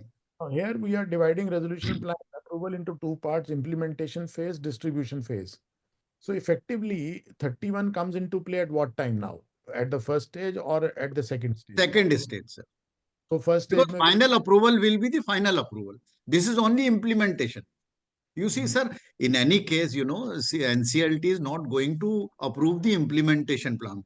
COC is also not going to approve the implementation, but they know, first give them money. Yes, give them money, then you take over the assets. Correct. So you are in favor, but with a pinch of salt. No pinch of salt, sir. In fact, tomorrow my matter is listed, and I have got my application for resolution plan segregated. Okay. And they have segregated all applications separately, posted them after 1 month, and only resolution plan they are discussing tomorrow. No, that is fine. See, if they discuss the entire resolution plan, I have no objection. But here, As of now, there is no provision, sir, for implementation, this kind of provision. But this is good. Okay, great, sir. Okay, let's hear from Mr. Rao, then Mr. Ray, then Neha Jain, and then Bhuvneshwari. Yes. Sir, I feel that distribution matters come secondary. Means that the creditors, how much they get will be decided at a later stage, isn't it, sir? But sir, most of the plan says upfront payment, like supposing dissenting financial creditors, No, they no, have that to is true, sir. See, actually, sir, what happens in the banking, bankers have to get approvals from the respective sanctioning authorities. Without knowing how much I am getting or how much sacrifice I have to make from my bank side, I will not get any approval. If I don't get approval, I cannot give any concurrence. And where is the chance to go to AA giving the approval without the concurrence of COC? No, you are giving, so you are, see, COC is approving with the distribution plan itself, right? There is no quarrel. The same process will follow. But what they are saying is, since the pending applications takes too long a time, at least the AA can approve the implementation phase, let the RA run the company, distribution can take place later on as per the plan which you have approved it. Is there any issue? That is what. Okay. So what I feel is that the distribution also will be decided among the creators in the second stage. No. Supposing there is a dispute between dissenting and others, so naturally that will be decided by AA. That is what they are saying. But you are approving the plan with distribution scheme itself. What I felt is that out of 500 crores, say for the resolution plan is approved for 300 crores, and the resolution plan is approved by the AA. First, no. AA cannot jump into COC judgment, sir. COC will have to approve the plan first. Yeah. But it goes to AA for two phases: implementation, distribution. Okay. Yes, Mr. Ray, go ahead, sir. Again, I'll say the same thing. This is impractical. It's absurd. And it's absolutely impractical. No COC will do this. They will not pass it. Because if my distribution, as Rao sir had correctly pointed out, if my receivable is not clear, my sanctioning authority will not give sanction. So it is better that we can, if possible, bluntly advise IBBI to drop this one. It is going to create unnecessarily a lot more pain points, and some RP may be made a scapegoat for trying to do something good also. Okay, so they get some brilliant ideas from where God knows, which are blatantly illegal ideas. पर अगर ऐसा idea नहीं मिलता तो हम discussion नहीं करते ना. We not even discussing today. ये बड़ी इलीगल है सर. कोई लॉयर नहीं बैठता क्या वहां पे? Got your point, sir. Got your point. Got your उनके point. पॉइंट में जैसे आप जैसे कोई लॉयर होना चाहिए जो बोल सके कि यार ये इलीगल चीज है. Sir, देखो, they are giving you an opportunity for this also, sir. Okay. Chalo, great. I think let's go to Neha ma'am. Yes, Neha ji. So I just had one point, like from the buyer's perspective, although this is a very interesting, a way to expedite the plan approval and the implementation, but from the buyer's perspective also, until the litigations are handled, to infuse the money in the company is also very questionable, because, even if we see, normally the buyers will say, they'll make the first tranche payment in 90 days. That is basically the appeal period, which is normally allowed. So from their perspective also, it is, hard to be practical. Now, even one of our matters, I know that, the PF department came to submit their claim after the plan was submitted to NCLT. And it was already like almost 4-5 months when the plan came for hearing. But still the PF claim was, although it was much, much belated, but it was still entertained by NCLT. And it was huge because of some penalties, etc. And now the RA is saying, I'm not going to increase my plan amount, and FC doesn't want to let go their amount. So, it might just go for liquidation. So from the buyer's perspective, it might just become very impractical for them to even put any money until they are clear about all the litigations. So you are saying that buyers are not going to put in the money till they attain a complete clarity, because typically in their plans also they always say when all the litigations are over or the time period is over, 90 days and all that. And in Jet Airways is a good example. Jet Airways has been set aside after such a long period and the guy has already invested 300 crores. Correct. So from their perspective, even if they come in the board, but if they have to all of a sudden infuse a huge amount for PF or any such thing, then, even the FC wouldn't want to go for that. They will say, I'll go for liquidation or whatever. So I think that, the buyer, will not be protected, and the buyer will not want to go for that. Nehaji, let me ask you a small question. Let's twist it. Assuming the buyer is willing to do this, is it okay? Suppose, of course, it is for willingness only. If the buyer is not willing, naturally it can't take place. But if he is willing to put in money and start the implementation phase, waiting for the distribution phase, do you think then it should stay like this? Is that okay then? If the buyer is willing to put in, but sir, like in that case, there'll be some buyers like, who will not be and who will be. But I feel if the buyer is willing to put in, then it could be a possibility. Like, I feel that litigations like 66, which are not related to petition, those definitely should not be a reason to wait for a plan approval. Like right now, all the applications have to be disposed of before the plan is being approved. But such litigations which are not related to RA, like 66, no, those could keep going on, and the plan may not wait for that. But I feel that where the litigations which are very related to the plan and the company itself and critical, then they should be disposed of. I get your point, I think. Okay, thank you. Thank you. Yes, please go ahead. Yes, sir. I would say this is okay. Keeping aside the illegality, what you are talking about, commercially, if you look at it, and from the timeline, reducing the timeline, I would say this is a good approach. And as the predecessor pointed out, the previous speaker, you know, where the RA is willing to take up. Once the COC approves, the RA is willing to put in the money he wants to take up and start the implementation.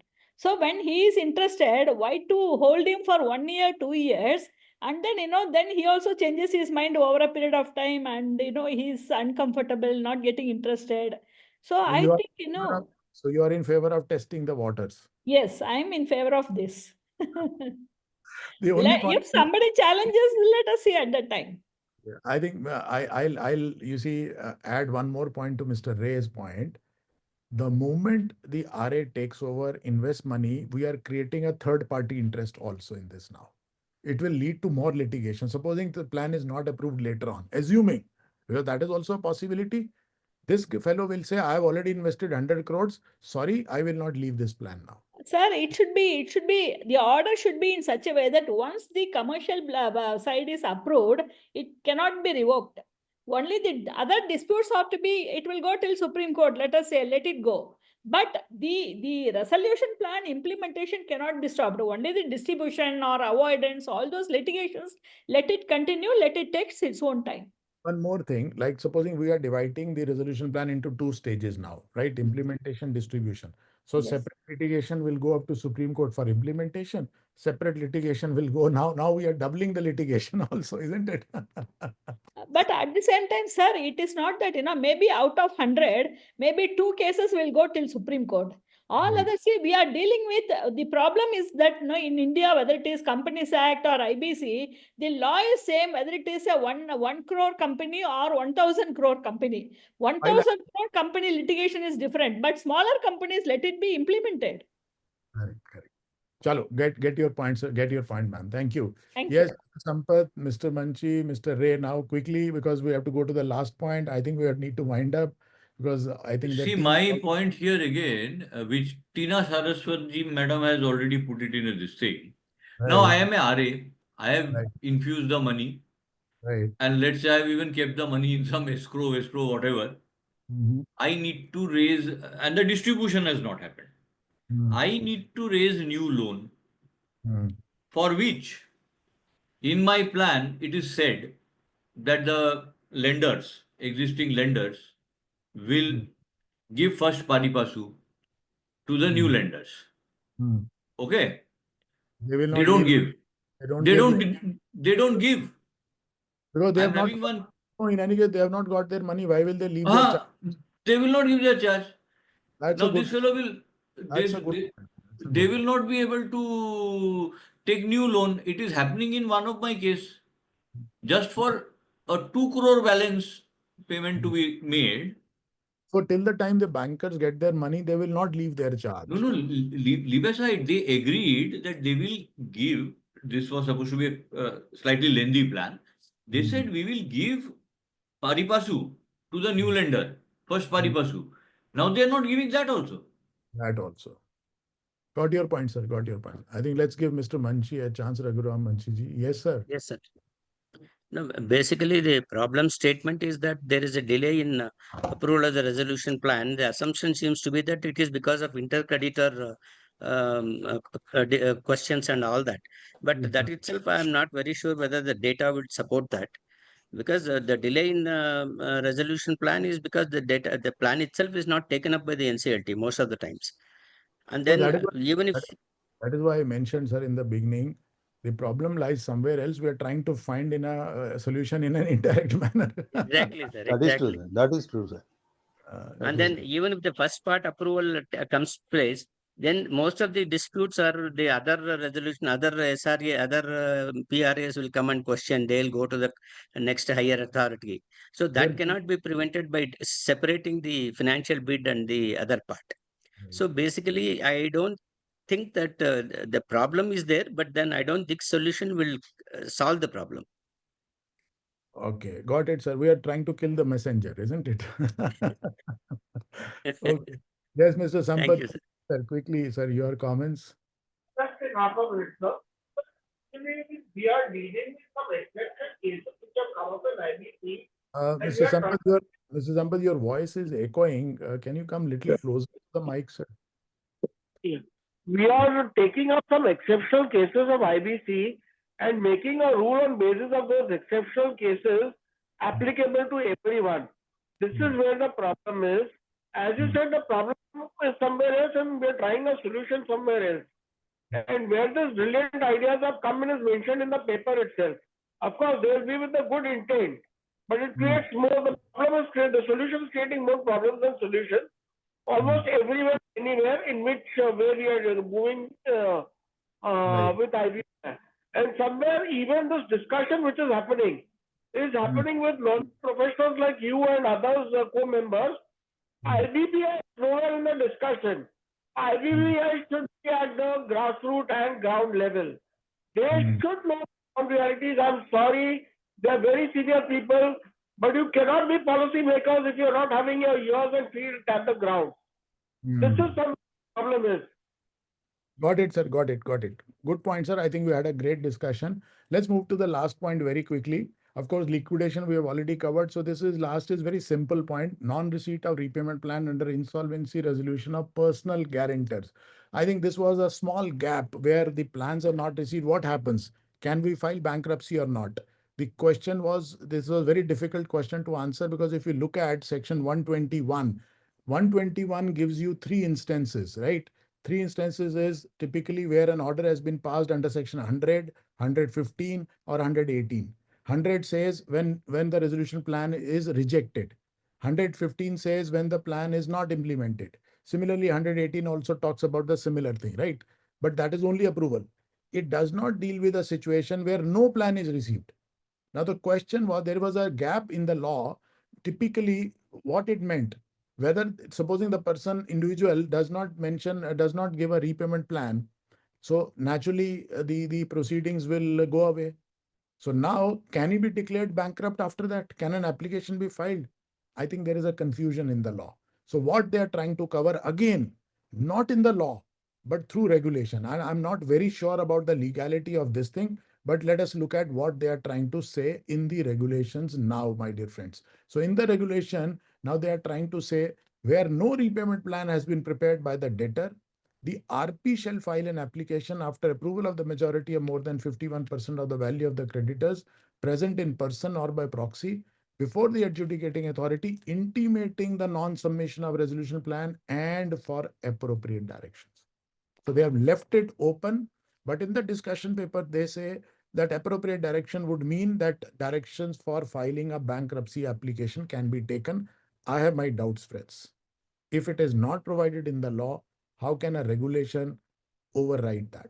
So, but that be that as it may, they're trying to cover a small loophole because there was also a confusion what the RP should do. So now they are saying is RP should move an application, right? That there is a non-submission of the plan. You should file a report and then seek appropriate directions from there. So this is all about the last point. In fact, sale of corporate debtor as a going concern, I already mentioned that they have deleted those particular provisions. So I think the last one is okay. I mean, as far as they want to do for filing intimation, no problems. Appropriate directions, I think this will be legally challenged later on. Because if somebody is declared as a bankrupt not in accordance with 121, probably there is going to be a problem according to me. Okay.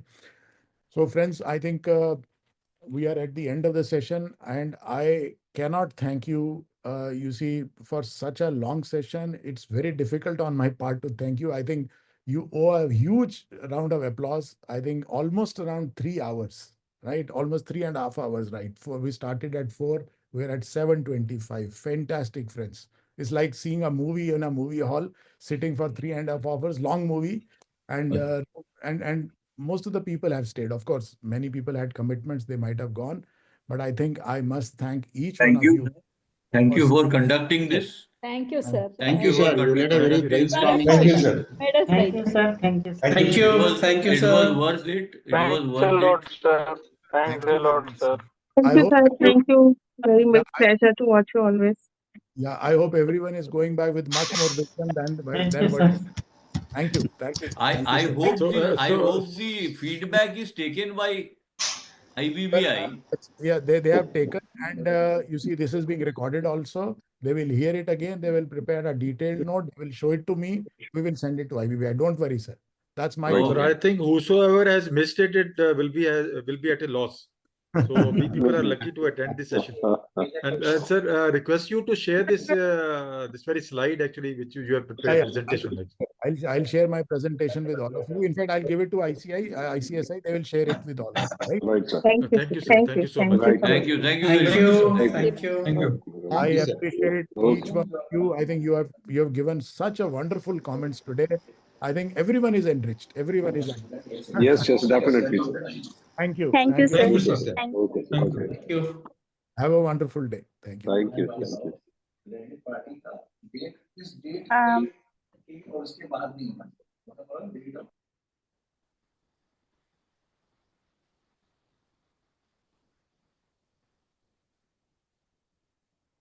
Anybody from ICSA? hello. Yes, sir. Yes, sir. I'm here as a hello. Madam, we'll get Yes, our sir. certificates now for the CPEs. Yes, sir.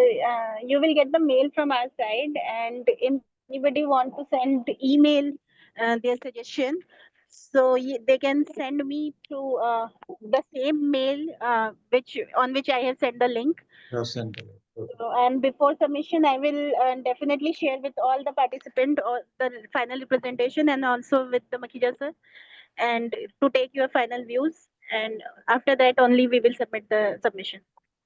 Right. Thank you. Thank you very much. Thank you. Yes, sir. Thank you. Thank you, everyone.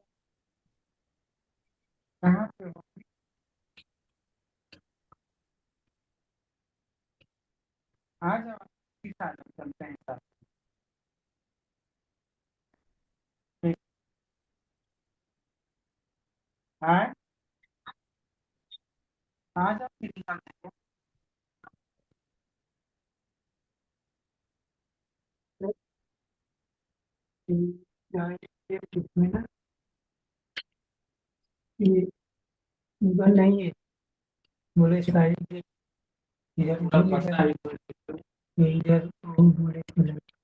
कहाँ पे इधर नहीं था ना यहाँ लिखा हुआ था जनवरी ऐसा ही मैन्युफैक्चरिंग वही बोला तो बोले कि ये देखिए आप इधर वहाँ लिखा होगा ना इतने 18 महीना है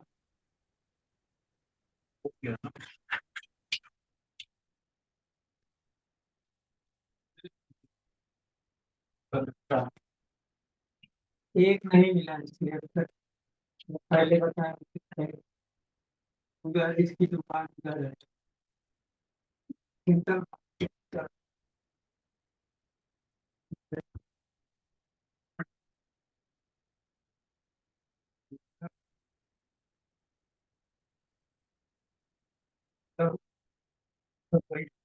बोला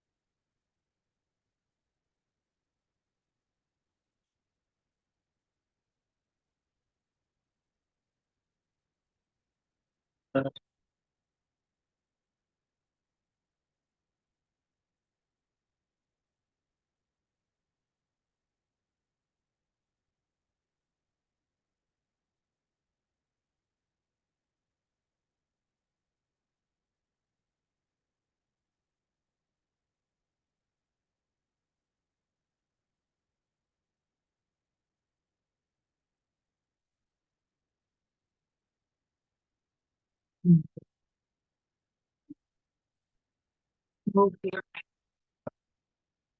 वाला नीचे वाला।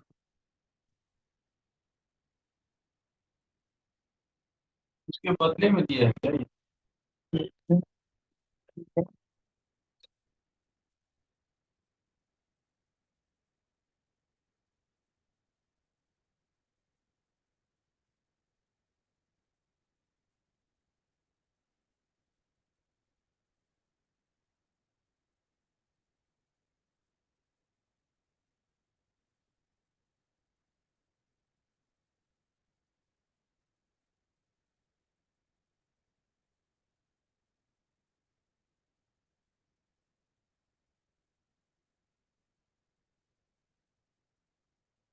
वो जिला का पीछे है। हाँ,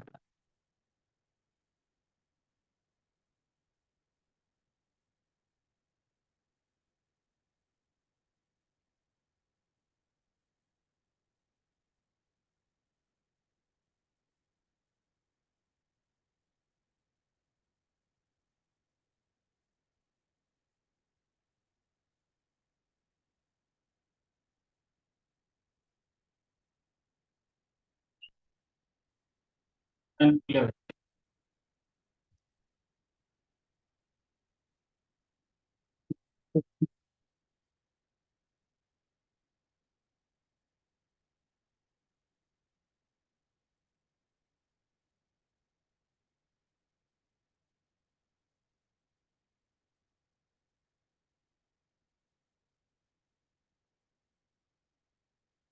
then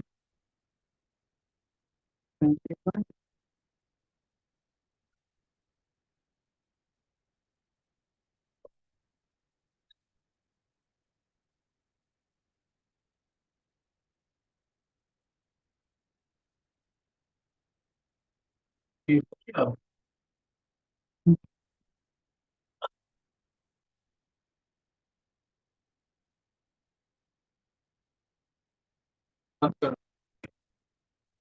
हेलो। हाँ हाँ, अभी जो दवा लाए हैं पांडे जी, उसमें कुछ जैसे ऑगमेंटिन का तो आप दे दिए, ये बेल है, यही है ना? अच्छा, दूसरा है जीरो डोल। जीरो डोल के बदले कौन सा है? अच्छा, एसी लोफिनेट विथ पैरासीटामोल। एसी नेटा पी, ये हो गया जीरो डोल के बदले। और इसका बीफी लैग की जगह हो गया इलेक्सोटिक। अच्छा, और डोलो की जगह हो गया पैरासीटामोल। अच्छा, तो ये पैरासीटामोल इसमें भी है 650, इसमें भी है 650, खाने में कोई दिक्कत नहीं है ना? ठीक।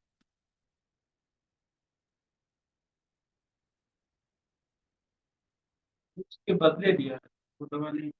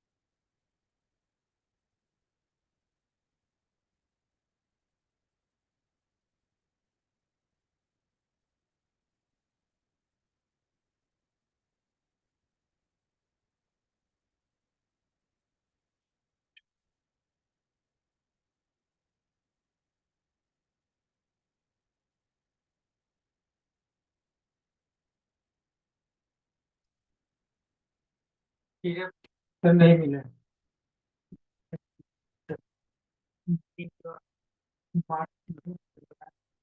सर्दी का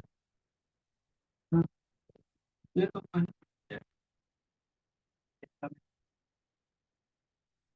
अरे बोलना बाइक बाइक तो नहीं आनी।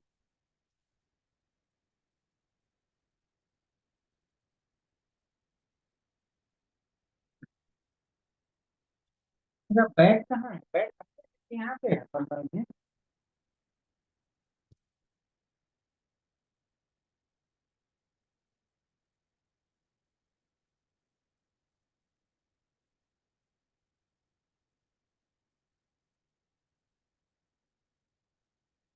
हाँ।